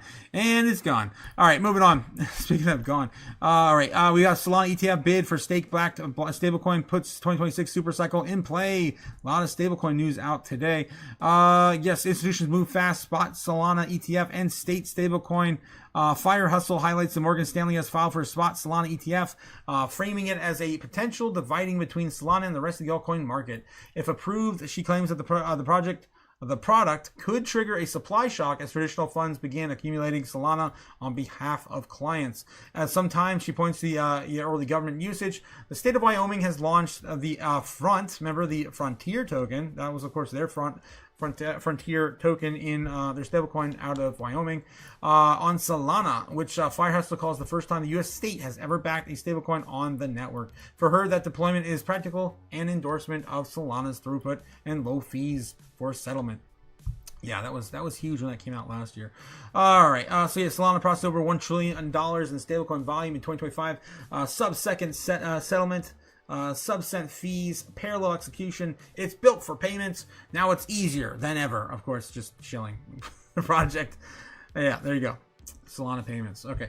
Moving on. How you guys doing in the chat? Let's catch up with you guys. We're almost done with the news. Let's take a look here. Largest millionaires ever, says Andra. Totes. Hello, future millionaires in the chats. How's it going tonight? How's it going? One day. We'll get there one day, guys. Are you staking ZBAC Los? Braveheart asks. Free ZBAC baby. Yes, free ZBAC soon. I will be staking soon too, guys. The super app is not out yet, but I think you can still do it other ways. I believe certain hard wallets can do it as of right now. I don't think Ledger has the ability to. Where else? I looked somewhere else recently too on that, but yeah, still waiting, of course, for the super app, which is going to launch between now and March. We don't know the time frame though. I just looked that up today. Lo says, nope, I got a handle on how to do it. Stake.zbyte.io says Braveheart in the chat. If you guys want to get started, there's a place to do it. All right. Yes. Braveheart McPhee says, let me know if you need any help. I got you, Braveheart, in the chat. Nice. Thanks again, guys, for helping each other out. Definitely got to do that for sure. There's a limit right now of only 5 million though, from what I believe. So keep that in mind as well. Okay. Thanks I always think there's a mess up and I lose my ZBAC somehow. Oh, guys, just be careful and take your time. You'll do all right. I use SafePal hot wallet, and then I linked it to the staking protocol at the address above. 1 month lockup, 8%. April 90-day lockup, 12%, and 120-day lockup, 15%. Max, of course, is, like I mentioned, 5 milli. All right, so definitely want to do that for a chunk of mine for sure. Yes, I have a third of it on 1 month, third of it on 15, and 120-day. And a third safe on cold storage, just in case, of course, you need to sell any. Holding a third, of course, that's a decent way to do it, man. That's a decent way to do it, breaking it up and all the different rewards. Brave Farming Female says, I just put the King Term bag on at 15%. Nice. Long. Lawrence Surflife says, is anyone in Beast Financial? That's a good question. I am personally, I'm not, but let me know in the chat if you guys are. Miller Mountain says, crypto news is insane. 100% history in the making. It is insane. We're literally living history every single day. That's why I started doing this channel, because I felt like I needed to share it with the world, man. I'm right there with you. We're living history right now. Okay. Yeah. Frank Martin says, how about Hype and the Aster? Are they worth the risk? Okay. Hype, that's Hyperliquid, right? Hyperliquid has done pretty well last year. I would say maybe it's a little more, I feel more, more iffy on Aster. I just don't like the Binance blockchain, man.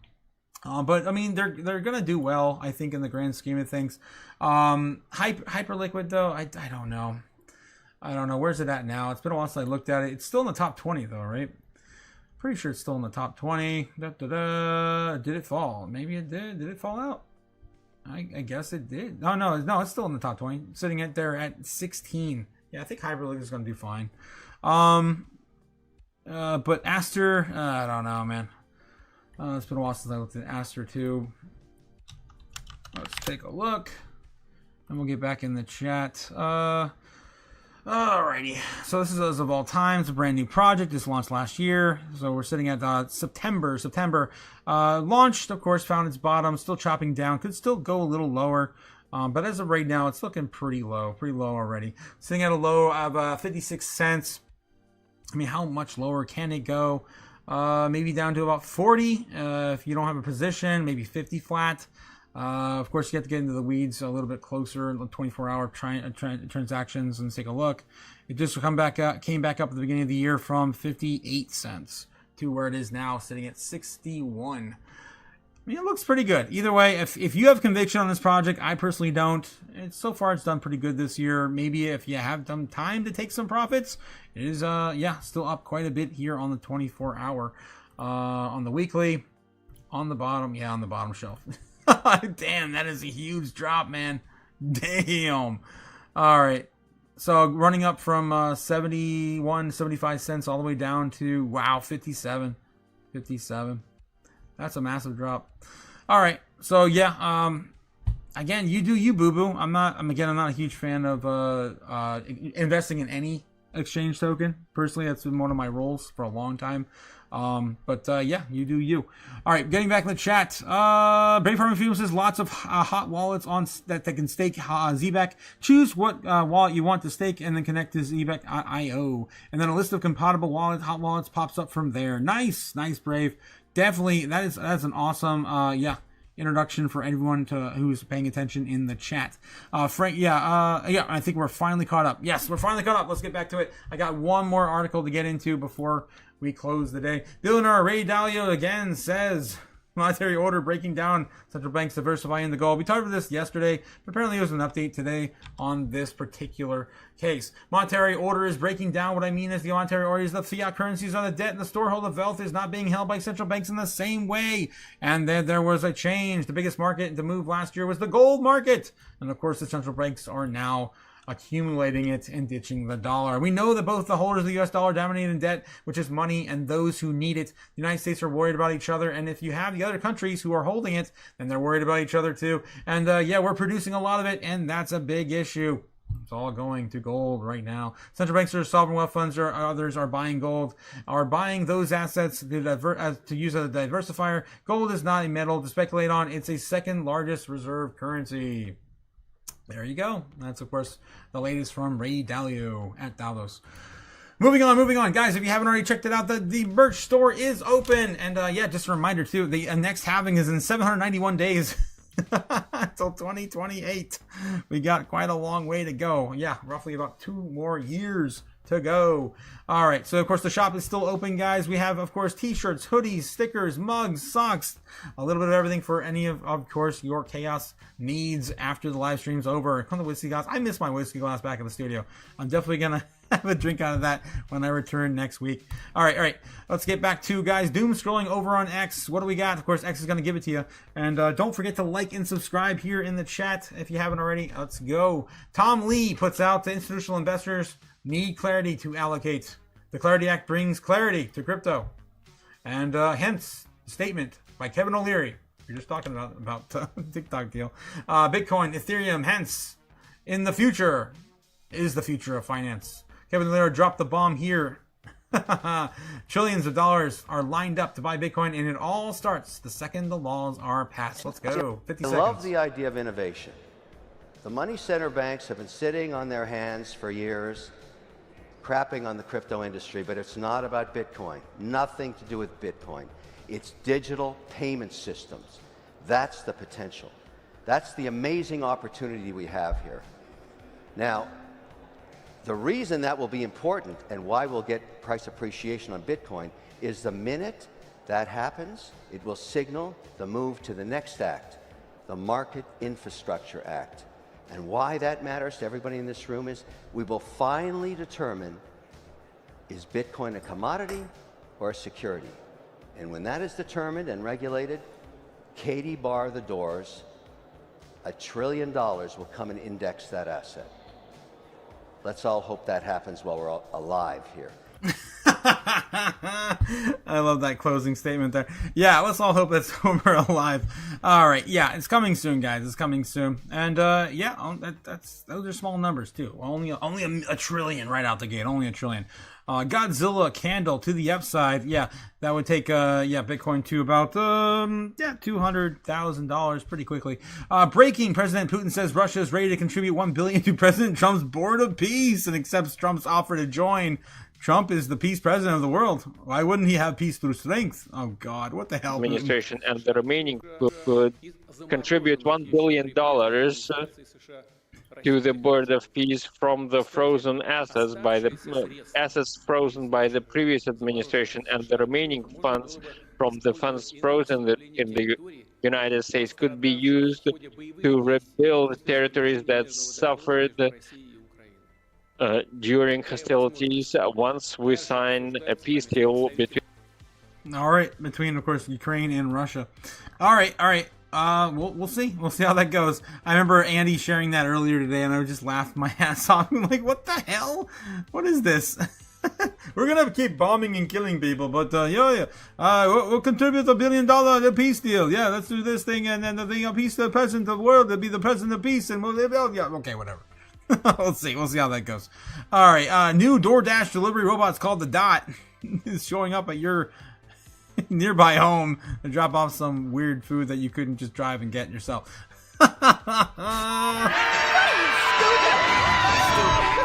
Oh, jeez. All right, we have Sakai. Yes, we have Sine Takaichi declares the dissolution of Japan's government.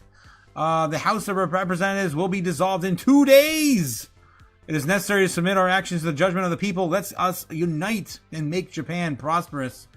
Damn, big changes coming out of Japan. And by Friday. Just in ARK Invest, Kathy Wood says that we're pretty well down through the line cycle here. It will be a shallowest 4-year cycle decline in Bitcoin's short history, and then we're off to the races again, she said on the news. This is a 45-second clip. I really want to play it, but we already, of course, got a lot of her latest and greatest already today. I shared it on my on my Twitter if you guys want to watch it later. All right, so I don't understand Bitcoin, but I have an opinion. It's coming from DAVOS. I remember her speaking earlier today too. She was speaking with Brad Garlinghouse and Brad Garlinghouse and Ben. Armstrong. Governor, you have to address this. Wow. Is Brian the euro in Armstrong. danger from a Bitcoin standard? No, I'm a bit skeptical, Brian. Sorry to say it about this idea of the Bitcoin standard. We left the gold standard, but the gold was only a technical mean. What is important is what you said, Brad, that monetary policy and money is part of sovereignty. And we live in democracies, and I think the public role is key. And if we lose that, really you lose a key function of democracy. That said, I always keep repeating that money, as long as it exists for centuries, has been a public-private partnership. You need a public anchor, whatever its form is. Remember, and silver and gold were sovereign assets, so it was on the public side. And then you had banknotes, and you will have CBDC. But anyway, the most important part of payments is in the private sphere, and this is the development of tokenized private money. But this tokenized private money must be regulated to inspire trust, confidence. It's fascinating that you say that. Brian, you mentioned the complementary role that you could play. So I think that crypto is very good for fiat currencies. It's very good. Bitcoin is good as a check and balance. Perfect for trust and because when there compliance. is a lack of trust, or people, from like in a U.S. context, if people are worried about inflation, or maybe in places like Argentina or Turkey or Nigeria, they are going to flee to the thing that they believe is going to store value more. So I think in general it's going to be very complementary, and like you said, I think it comes down to trust. And so if fiat currencies can maintain trust and not have the money printer kind of debasing everybody, then they'll survive. But if countries that have bad behavior on that dimension, Bitcoin doesn't have a money printer. The supply is fixed, and people will go to it in times of uncertainty, kind of like they did with gold. The guarantee for trust is independence on central bank side. And we have a core mandate, and we are accountable to that. But sorry to say that I trust more independent central banks with a democratic mandate than private issuers. I love how he's just staring him down and smiling in his face. Which have a very useful role. But Bitcoin is a decentralized protocol. There's actually no issuer of it. So that's in the sense that central banks have independence. Bitcoin is even more independent. There's no country or company or individual who controls it in the world. And so, anyway, I think it's a healthy competition because if people can decide which one they trust more, and I think it's actually the greatest accountability mechanism on deficit spending. Bill. I love it. I love it. Absolutely love it. There you go. There you go. So yeah, Brian Armstrong, of course, standing up for, of course, crypto and Bitcoin in democracy. Love it. Love it, love it, love it. And of course, you don't have the double spend problem with Bitcoin. You can't print any more of it. All right, all right. White House says, based on the productive meeting that is had with the Secretary of Creation of NATO, the Secretary General of NATO, Jesus, Mark Rutte, formed the deal, the future of the Greenland Act, and the entire Arctic region. This is coming directly from the White House, guys. This solution is consummated to be great for the United States of America and all NATO's nations with the understanding, of course, of the Golden Dome as it pertains to Greenland. Further information will be made available in discussions progress. This is the same thing we heard as of this morning. Nothing has changed, I don't think, on this at all. Came out 7 hours ago, so it's the same rhetoric we had this morning. But, yeah, still ongoing. Trump here, of course, saying he's working to make America the, of course, crypto capital of the world. CZ from Binance, of course, posts this, as well as Cynthia Lummis. Yeah, we talked about it, and we saw it live today. It was very shocking when he just flat out said it. Usually he doesn't say this on the center stage. Usually, especially here in America, he won't talk about crypto or Bitcoin on the American stage in a big way. But in smaller groups, he will. But here we go. We got it, of course, stated today is 20 seconds. And to that end, last year I signed the landmark Genius Act into law. Now Congress is working very hard on crypto market structure legislation, Bitcoin, all of them, which I hope to sign very soon, unlocking new pathways for Americans to reach financial freedom. And of course, he read that off the teleprompter. So it is what it is. It is what it is. Set in stone. Breaking, President Trump just said that prevent Russia and China into a panic. He confirmed the deal is reaching with Russia isn't only Greenland, it's the entire Arctic. And Trump's about to get down in history books for squashing our adversaries' Arctic influence. And of course, yeah, he had questions at the Economic Forum. He answered. I don't think we caught this particular portion of it, though. This one's about a minute and a half. I guess there's a lot of news to cover, guys. Deal of ownership, a deal. Well, it's a little bit complex, but we'll explain it down the line. But the Secretary General of NATO and I and some other people were talking, and it's the kind of a deal that I wanted to be able to make. Where does Denmark, did they weigh in on what they want, what they would agree to? Well, I assume they did because he very much represents, he's a strong leader. Mark, you know Mark Rutte. And he, I assume he's been speaking to them. He's been speaking to all of them. Are mineral rights involved? Is ownership involved? Did the Golden Dome sway people? I don't want to say yet, but the Golden Dome was very compelling today when you talked about that. Yeah, the Golden Dome, and they're going to be involved in the Golden Dome, and they're going to be involved in mineral rights, and so are we. You can't. It's not specific enough to know at this point how long this lasts. Whether it's forever. Forever. It'll be forever. For Greenland at this point. Yeah. Forever. That's staggering. It's better than a 99. This is what, 2 hours after. It's better than the Obama deal with the famous Iran nuclear deal with a 9-year deal. No, this is forever. This is a long term.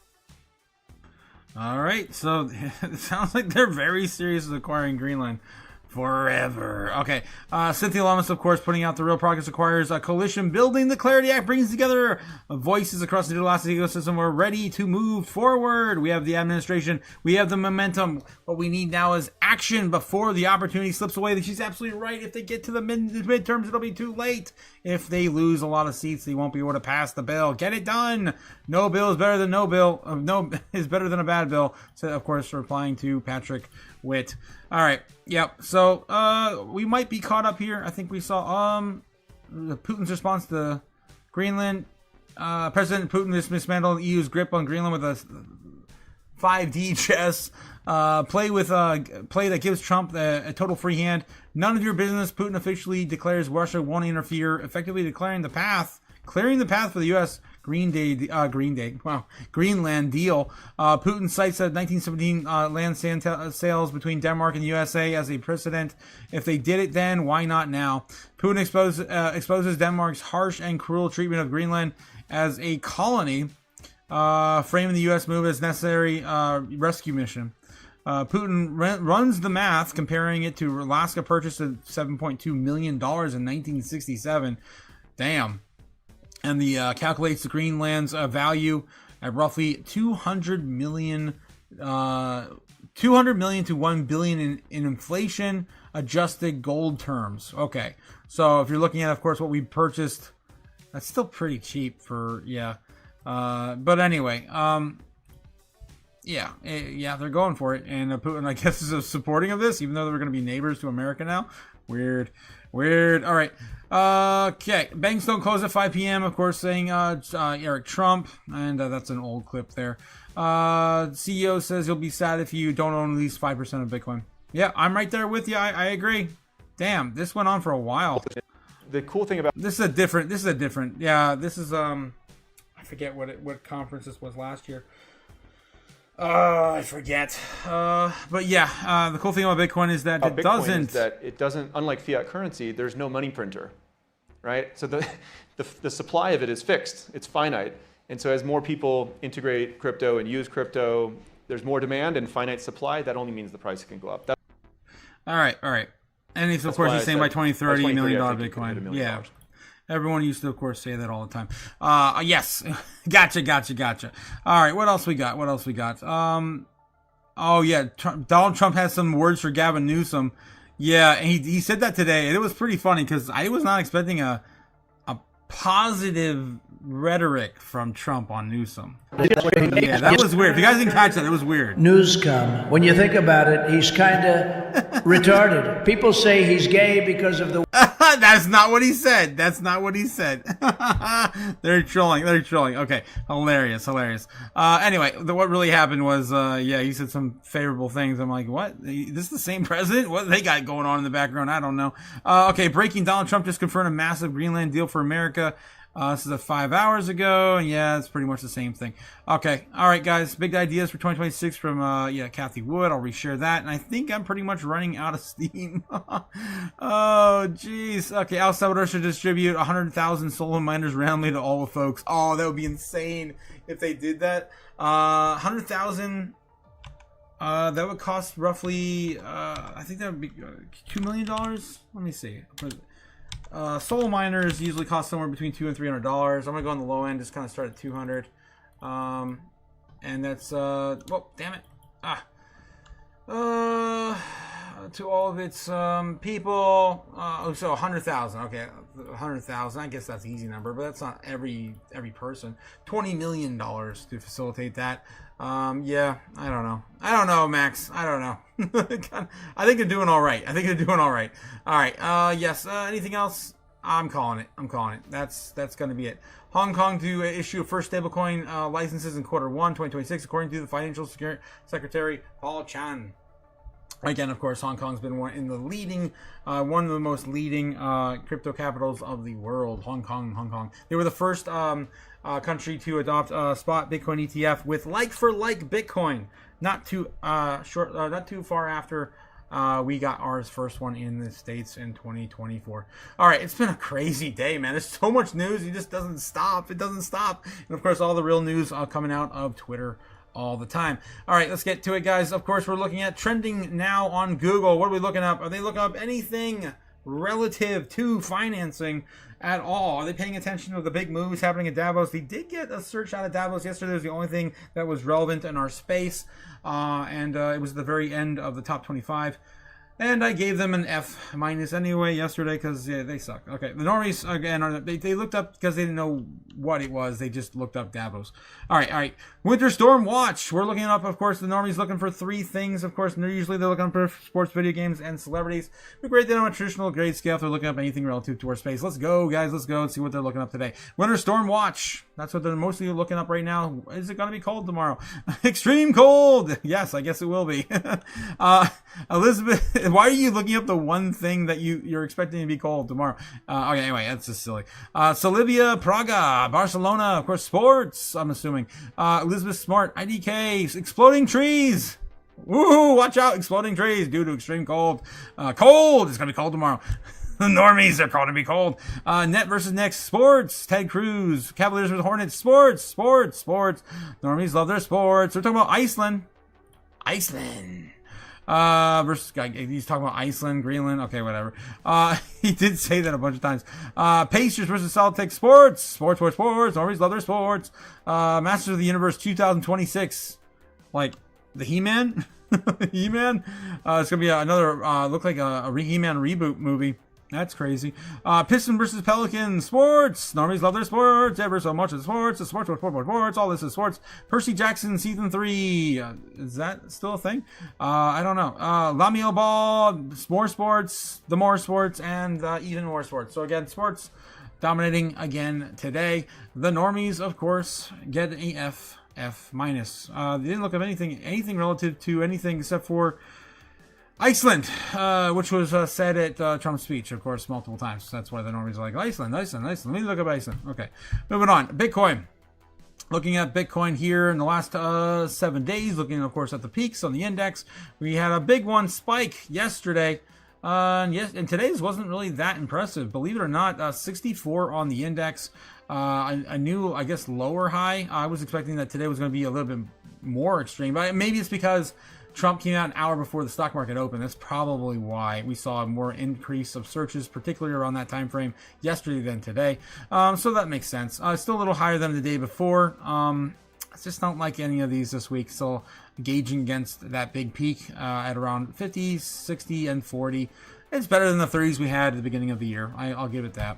All right, moving on in terms of normie searches on these digital assets. Bitcoin versus the Solana, Doge, XRP, and Ethereum. Again, everything's dwindling down. We had a big breakout on Bitcoin versus everything else. It was actually pretty impressive for the day. But today is kind of lackluster even for Bitcoin, to be honest. Yeah, you can see that. That's what I'm talking about. Yesterday was pretty crazy. The divide, and it looks like XRP is still kind of dwindling in relevance. But for the most part, keeping up with all the other coins, it's still, of course, Normie's favorite coin. All right. Moving on. Let's get back into, full circle. Yeah, drink a 7-Up. Eat a moon pie. Just chill out, guys. Just chill out. It's going to be fine in the end. All right. Let's look at, of course, the order books on Bitcoin right now. How is Bitcoin holding up this evening on the foreign market on Thursday? Right now, 89.8, still chopping around the same key area. Hasn't done anything really since we started the live stream. We lost about $100. Yeah, give or take about $100. It's about 10 o'clock right now, Eastern Standard Time. Last night, if you guys are just joining us, I was calling for Baseline Bear. We got, of course, Baseline Bear. Nothing new to see here. Even after we did continue the fall into last night. I think I already deleted it. Did I? Oh, no, I'm on a different chart. That's right. There we go. There it is. There we get back to all the stuff, of course. There we go. Back to the 15-minute. And we're going to, of course, predict where Bitcoin is likely to go tomorrow as well, as per every single live stream we do. Can't really tell where Bitcoin is going to be in 3 to 6 months from now, but I can definitely show you where it's going to be tomorrow morning. With 97% accuracy. Somehow, I just do it every single day. Of course, calling for last night's live stream, we called for Baseline Bear. We got exactly pretty much on top of our baseline target for the morning. That was pretty good. The other day before, it was a bit shaky. So I'm definitely glad we were able to get that one to you yesterday. All right, cleaning it up and getting back to it. I got to get back to you guys in the chat too. So let me clean the chart up and get going for the next round of predictions. All right. So we're going to do, of course, what we do every single night. We're going to grab our ritual sticks here. These are just time zones for you guys to understand where I'm going with the price action and how I kind of make these decisions every single night. It's not magic, or is it? Yes, Crypto Chaos magic starts now. All right, the ritual sticks are in place. Let's see where Bitcoin is going to go into tomorrow morning. Let's get back in the chat and check up with you guys real quick. Sports. Yes, the normies love their sports. Yes, Dave Harvey Freedom. Yo, True Facts, stay fi. What am I missing here, guys? I am behind on the times. Yes, Danny says forever, guys. It's going up forever, The Laura. point is, if you have the superior asset, Yes. it's going up forever, Laura. Forever. And then Lawrence Surfly says Greenland is where they will put the AI plants. Yes. Damn it. Damn it. Lawrence, yes. It's exactly what Trump kept saying over and over and over again. He could not say the AI data centers, and he's freaking teasing me. I was so pissed because we would have had like everything on the freaking bingo card if he would have just said AI data center one time today. But data was not in his vocabulary today. All right, that was of course Trump this morning. You remember that one kid's baseball's movie? The dog was called Beast. Yeah, the Beast. That was forever. Sandlot. That was Sandlot, my guys. Yes, I love that movie. Yes, 100%. And Nebs, I do. Forever. That was I don't remember the story they had made up for the dog's owner and all that. He went to prison forever. Okay. U.S. will start exporting minerals from Greenland to Russia. Great logistics. And it was weird too because today during his announcement or his speech, he said it's not about the minerals, it's about security.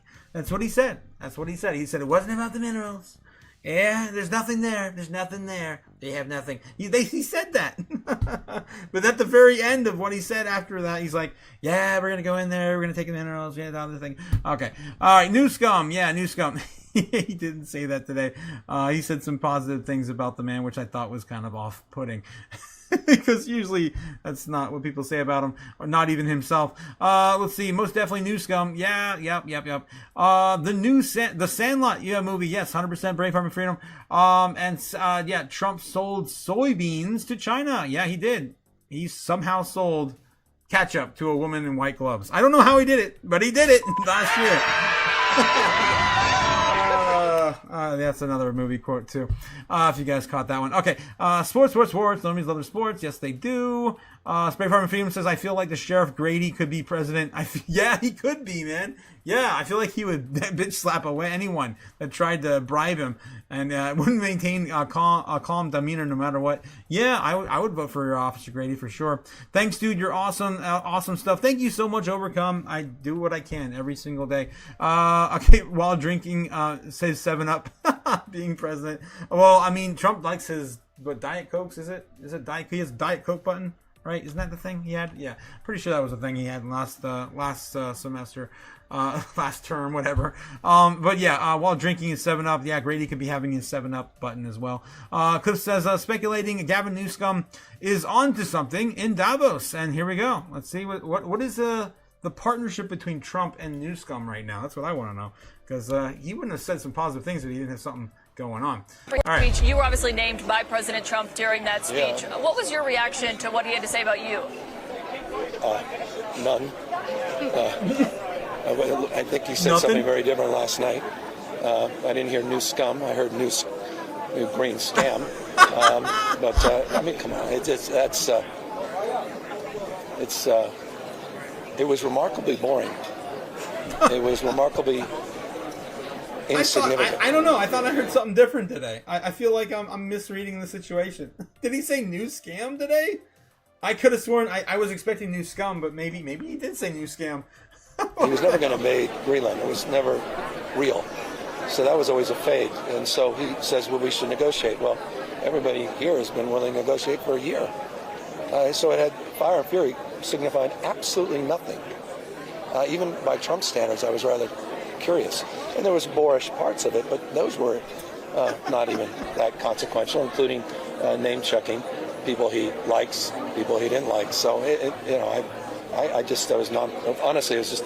was a little disappointed. It was a little nonplussed. Did it stand out to you that he said Iceland multiple times when he was talking about Greenland? And that every time a windmill turns, it costs $1,000. A lot of stuff stands out. None of this is normalized. There's a normalization of deviancy of consciousness and, comments and commentary. No other president, he's held to the curve. He's graded on a curve. I mean, it's really some jaw-dropping and remarkable statements that just, fly in the face of facts and evidence and common sense. So But they're so, you've heard them over and over and over again. Again, for the European audience, that may have been a new speech. My God, there wasn't anything new about that speech for the American audience. The only thing that was new is he said he's willing to negotiate, but wait a sec, that's not new either, because EU's been saying we've wanted to negotiate for over a year.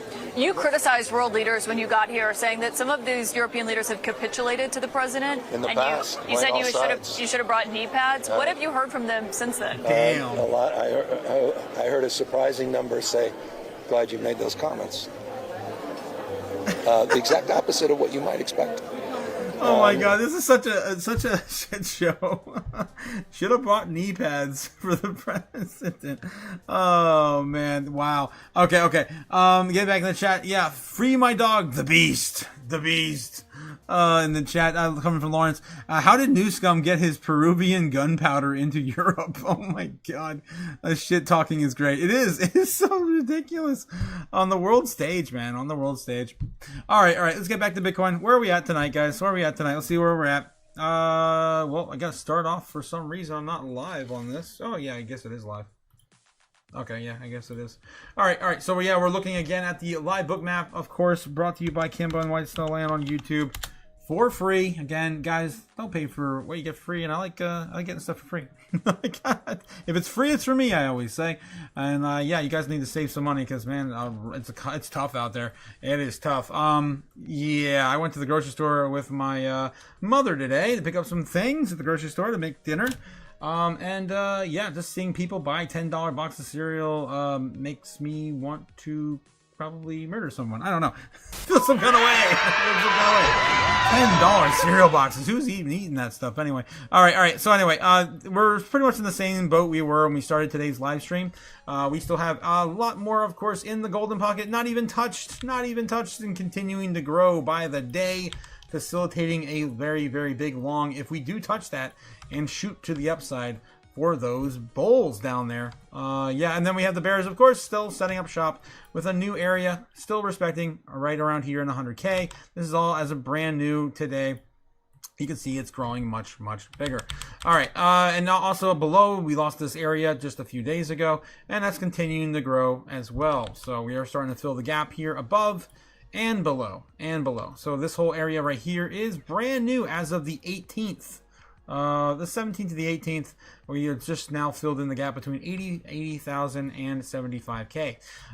So we're continuing to put all the numbers on the board. It's good. It's great. It's wonderful. Not too bearish just yet. We're still seeing a lot more build up all along this area as we lost all of this down here. So we are starting to see a little bit of a downward curve trend, and hopefully by tomorrow we can start going sideways from here and see maybe a bit more dominance shared from Bitcoin. All right, that's what I'm getting from the order books right now. The short time price action and order books sitting right here filling in these key areas. This is all brand new as of the last 12 hours. Yeah, 6 hours even. Yeah, this is the daily right here. Yeah, I would say about 6 hours. Brand new areas still holding us up. Building just underneath to support this in case it falls through. And that's going to be right around 89K again. So if we do lose this area, we're going to have maybe a little bit more of a jolt than we did before. Bears also stepping it up and up and up, getting closer to 96K. So we're going to have a hard push to get back above 95 to 96K again. All right, so that's kind of what I'm looking at here in the short term. Area still continuing to build underneath the 85K level, where the golden pocket pretty much resides around 86 and some change. 85 is going to be the very bottom area, but the very, very bottom of the golden pocket is still right around the 80,000 mark. Just below that, 79.8, 79, I don't know, 5, maybe even 79 flat. There should be about 10, 70, 71, 72, 73, 74, 75, 76, 77, 78. Yeah, about 78, 79. We're still building that, of course, above above water. So I still think that the final bottom is going to hold as long as we don't see some sort of major black swan event around $80,000 Bitcoin. still possible. It's not impossible that we still come back down and retest that 75K. That is still building as we go lower and lower and lower if this does fall. I mean, guys, we only have 8 days of price action. 8 days of price action in this area. We've only held 89K this year for 8 days. So anything's possible. You have to have a longer time horizon. Don't fall for recency bias, as I was just explaining someone today in the Discord.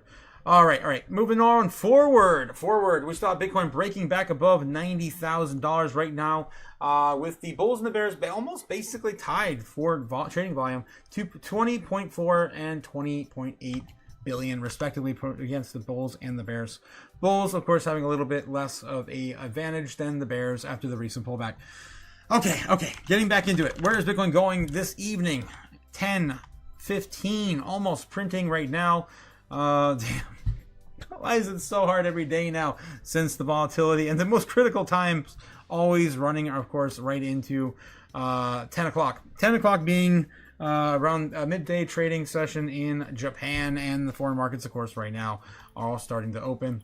And start trade in the biggest time frame right now is, of course, right around 12 in the foreign markets, which right now is 10, putting 2 hours ahead. In Japan is 12. All right, let's get back in the chat. Yes, what's that? Straight dooming on the world stage. Yeah, straight dooming on the world stage. 100% Surf Life. Clip coming in with another clip here. Let's see what we got on X. Scott Besson at Davos. Ironic that Governor Newsom, who strikes me as Patrick Bateman meets Sparkle Beach Ken, may be the only Californian who knows less about economics than Kamala Harris. He's here this week with his billionaire sugar daddy, Alex Soros, and the Davos is the perfect place for a man who, when everyone else was on lockdown, when he was having people arrested for going to church, he was having $1,000 a night meals at the French Laundry, and I'm sure the California people won't forget that. And I can tell my message to Governor Newsom is the Trump administration is coming to California. We are going to crack down on waste, fraud, and abuse. And I was told he was asked to give a speech on his signature policies, but he's not speaking because what have his economic policies brought? Outward migration from California, a gigantic budget deficit, the largest homeless population. Billionaires in leaving America, California. and the poor folks in the Palisades who had their homes burned down. He is here hobnobbing with the global elite while his California citizens are still homeless. Shame on him. He is too smug, too self-absorbed, and too economically illiterate to know anything. Damn! Damn, that is dirty, man. Wow. Okay, all right. So yeah, that was Scott Besson against the beloved Californian news scum. All right, moving on. Miria gained a 0, says Lawrence Surf Life in the chat. Let's take a look at Miria. What's going on? I didn't get any alarms blowing up. That was insane, Cliff. Thanks for sharing. There was a lot of trash talking. Surflight said it best. Straight trash talking on the world stage. 100%. All right, let's take a look at Miria. Since you guys mentioned it, let's take a look over here. Oof. Yes, it did. It did indeed lose a 0 or gained a 0. That is not a good thing. All right. So, yep. We'll see if it can hold any of this. Right now, it is in a very critical level for Miria. That's about what's left of that. Run up. Coming back down to retest the trend line from the beginning of the year. Yikes. But it can still go lower, though. That's not the meat of the move. Yeah, it's this one here. It can still go lower. Okay. I thought I was somewhere else. Okay, never mind. But it's holding as of right now and in the short term. It did bounce off of it though the first time though. Yeah, so yeah, it could still hold. But damn, that's brutal, man. That's brutal. Especially when everyone got so excited on that last push up.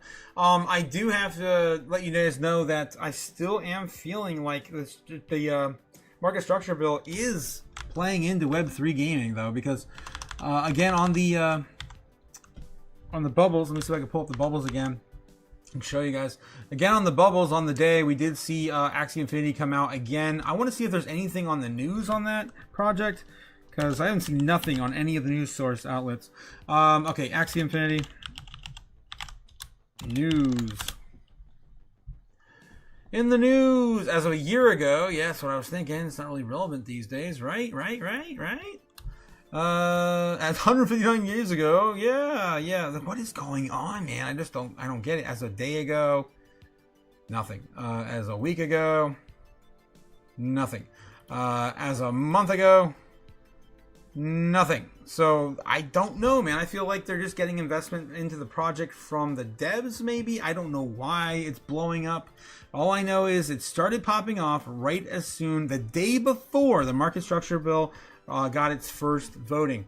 Again, that was the biggest, one of the biggest names in Web3 gaming in 2021. So I just want to make sure you guys know that maybe, of course, the fluctuations of this bill have something to do with Web3 gaming in a larger way, because I did see, of course, that the devs are expecting to have some sort of push for clarity, and gaming as well needs it.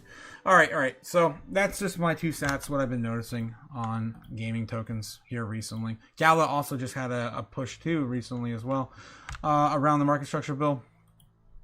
All right, so we are seeing a sell-off as we just touched $90,000 Bitcoin again. I was waiting for 10.15. Are we there yet? Yeah, we just made it to 10.15. Now 10.17. Coming back down to retest 89.8, maybe 89.5 or 3 here in the next 15 minutes. Let's see how much this move can take us down. Let's go to the 1 minute. All right, so I'm glad you guys were able to stall for me on this time frame. All right, so yeah, 89.8 right now testing. It's currently holding. We haven't seen anything lower tonight since Trump came back on those tariffs. This is it. This is the lowest we've been able to bounce since that narrative changed. Still have the rest of the week to get through, though. Oh, boy. But, yeah, look, we were so close to getting out of here, too. So close. So close. I am seeing some bullish stuff on the... Yeah, I mean, my brain wants to go to it. It's like, yeah, you know what? This kind of looks like an inverted head and shoulder. Yeah, pattern. Yeah, if we get some tight price action down here, maybe we can explode back up.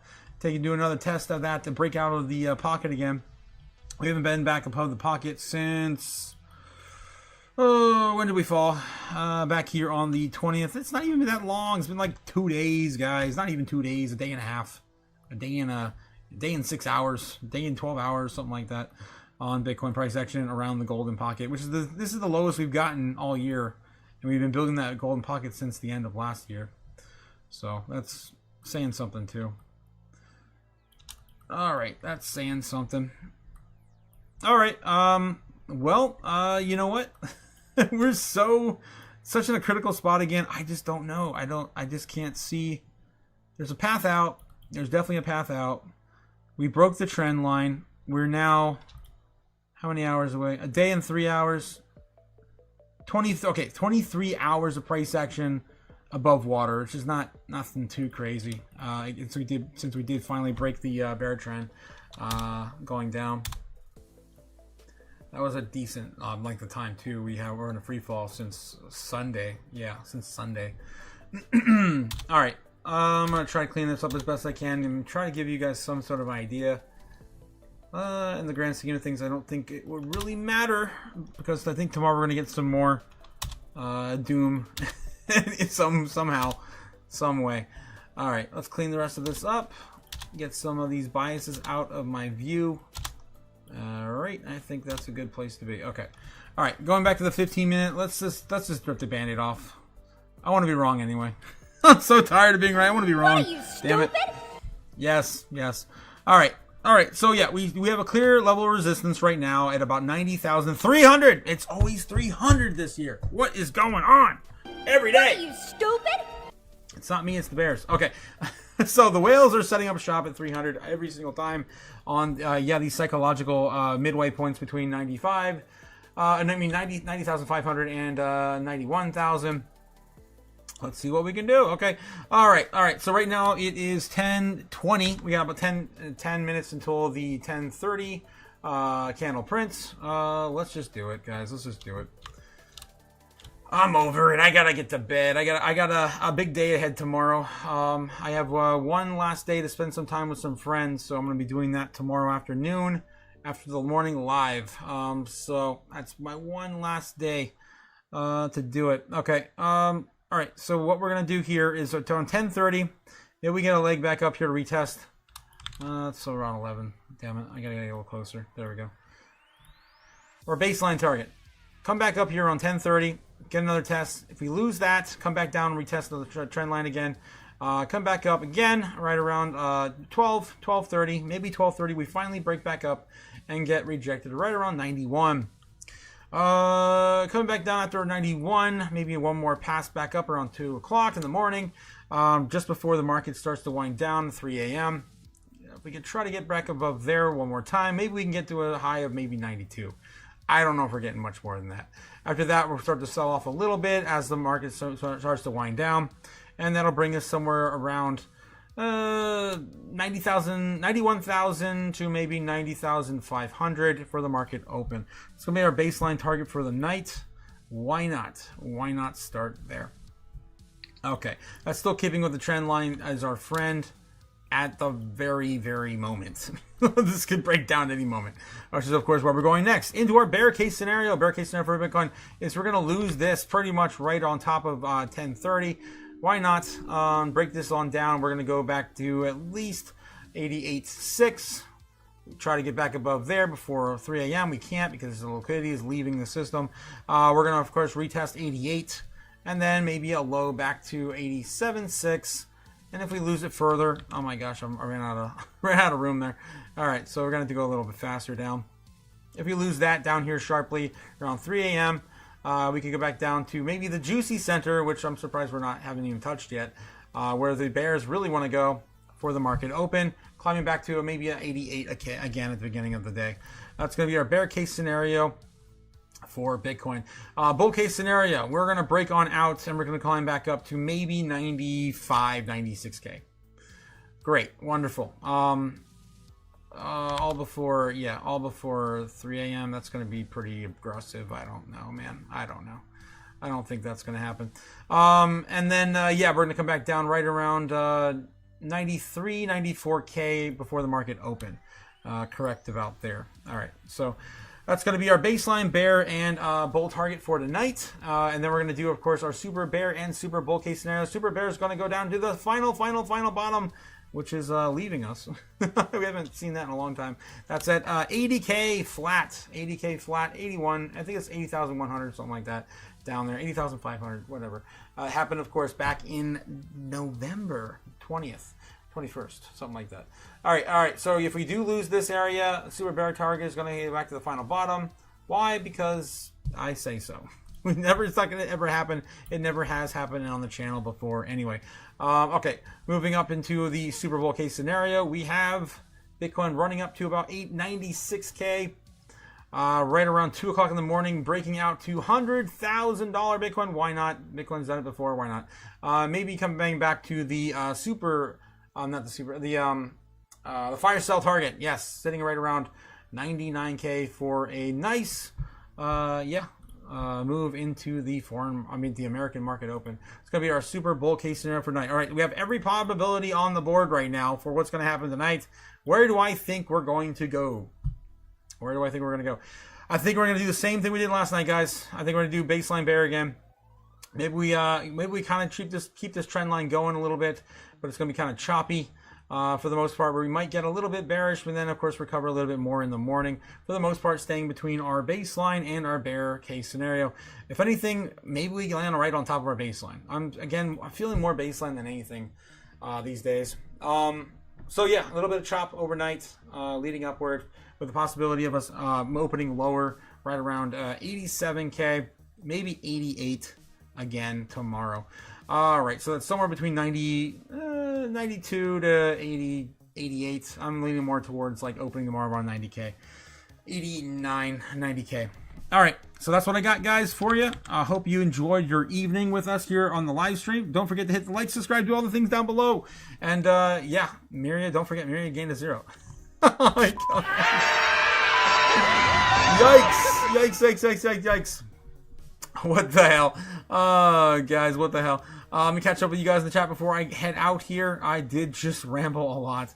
That's my Fed chair right there, says Lauren Surflight. Effing savage. Oh, jeez, yeah. Oof. Besson spitting hot fire. Yes, spitting acid in your eyes. Yeah, look at that. 4 zeros, 9. Amazing. Let's see it live. Oh, wow. My God. Wow. Effing shitcoin. Guys, remember, everything's a shitcoin against Bitcoin. For those of you who have not been in the space long enough, that really used to be how everyone used to talk. Beckhorn's mom said, I'm not mad, I'm glad. Hefty. Oh my God. Oh, Nevs, you guys are insane. Bitcoin equals financial freedom. Let's go. Yes. Looks like Nevs has been studying up. Which one's the best crypto asset? Well, Bitcoin's the best crypto asset. Okay. What's the second best? There is no second best. Yes, there's no second best. And of course, my favorite too. Those who save in fiat, we call them what? We call them poor. People that use fiat currency as a store of value, there's a name for them. We call them poor. Absolutely love and miss the old Michael Saylor.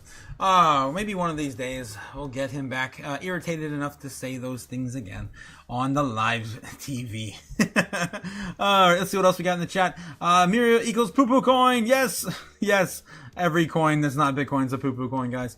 Nickel Boy says, very interesting night. Thanks for letting me listen. Time to get my kid off to the bed. Yes, of course, Nickel. Yeah, definitely. I love having you. Thanks again. I'm blushing that you choose me to be your financial expert, not financial advisor. I'm not your financial advisor, guys. I do not offer financial advice to any of you. I'm just here to win, You're gonna guys. win so much, you may even get tired of winning. Every day. Oh, God. Neb says, I want to buy your recently purchased used socks at 130% markup. Oh, my God. Whoa. So let me get this straight. You buy, say, a $6 pair of, artisan socks, maybe got some sort of decal or some sort of a design on them, right? And then they're about $6. Maybe they're 10. Maybe they're like really premium. $10, $12 just pair of socks, and then you're gonna mark it up by 130% because someone wore them and then sell it. I mean, that's not too bad. That's not too bad of a business model. Still maybe a little low, Nabs, but I like your idea. Of course. You steal the underpants and then profit. Oh my God. Oh, geez, love it. Jank toast socks included. Everything included, guys. Everything. As long as someone wore them first. Night, Nikki. I apologize for all the weird stuff in the chat, as always. You cannot control the chaos, guys. That's what this is about. Garbage bags full of big homie dust sock plug. Oh, feet gonna be fresh right out of the gym just after a run, vacuum seal, and then put them in the manila envelope for your viewing pleasure. Oh my God, that's gross. Top cheese and all the Benjamin Bushman. Oh my God, Nebs. Damn, yeah, you're selling them, man. That's fire.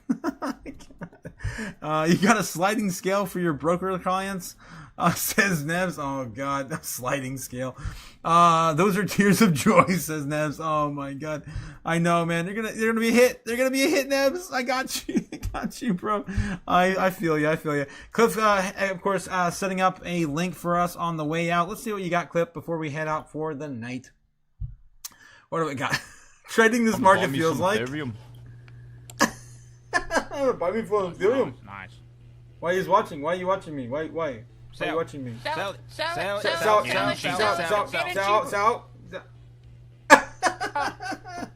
We're going to the moon. We're going to the moon. Eat the loss. Sell. Go on the moon. Oh my God, yes. This is why you don't catch the falling knife, guys. I love this. That's funny.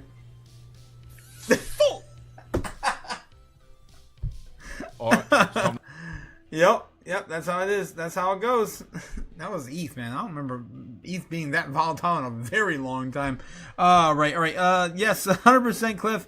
User G says live stream at 4 a.m. tomorrow. No.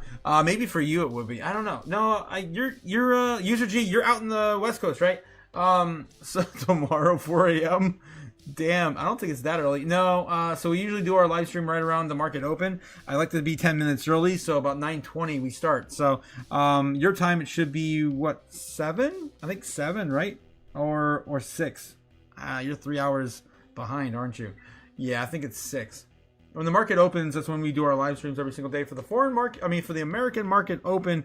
And then tomorrow, late night tomorrow, we're gonna stay up. It's gonna feel like forever. We're gonna stay up until the rate decision is, decided in Japan. That's gonna be the rate hike. I believe that they're gonna be voting for tomorrow, right around 3 a.m. and that'll be Eastern Standard Time, so it'll be about midnight your time. So that's not too bad for you. Pretty horrific for us in Florida. All right, guys. All right. I'm going to try to get some rest for that because it's going to be a long day tomorrow. For sure. Have a good night, guys. And I'll catch you all tomorrow morning. Again, 8 p.m. Eastern Standard Time. Of course, for the American market open. 8 p.m.? 8. What the hell am I talking about? 9. Yes, 9:20, of course, market open.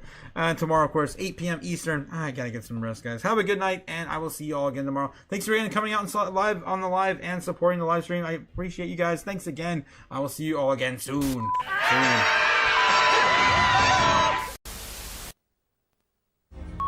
Fly me to the moon. Let me trade among the stars. Let me see what freedom's like without money and gold bars. In other words, hold my king. Oh! In other words, let's make history. Oh! Fill my world with more songs and let me huddle forevermore and more and more and more and more. I long for Hollywood talking and door. In other words, I choose you. In other words, I love you.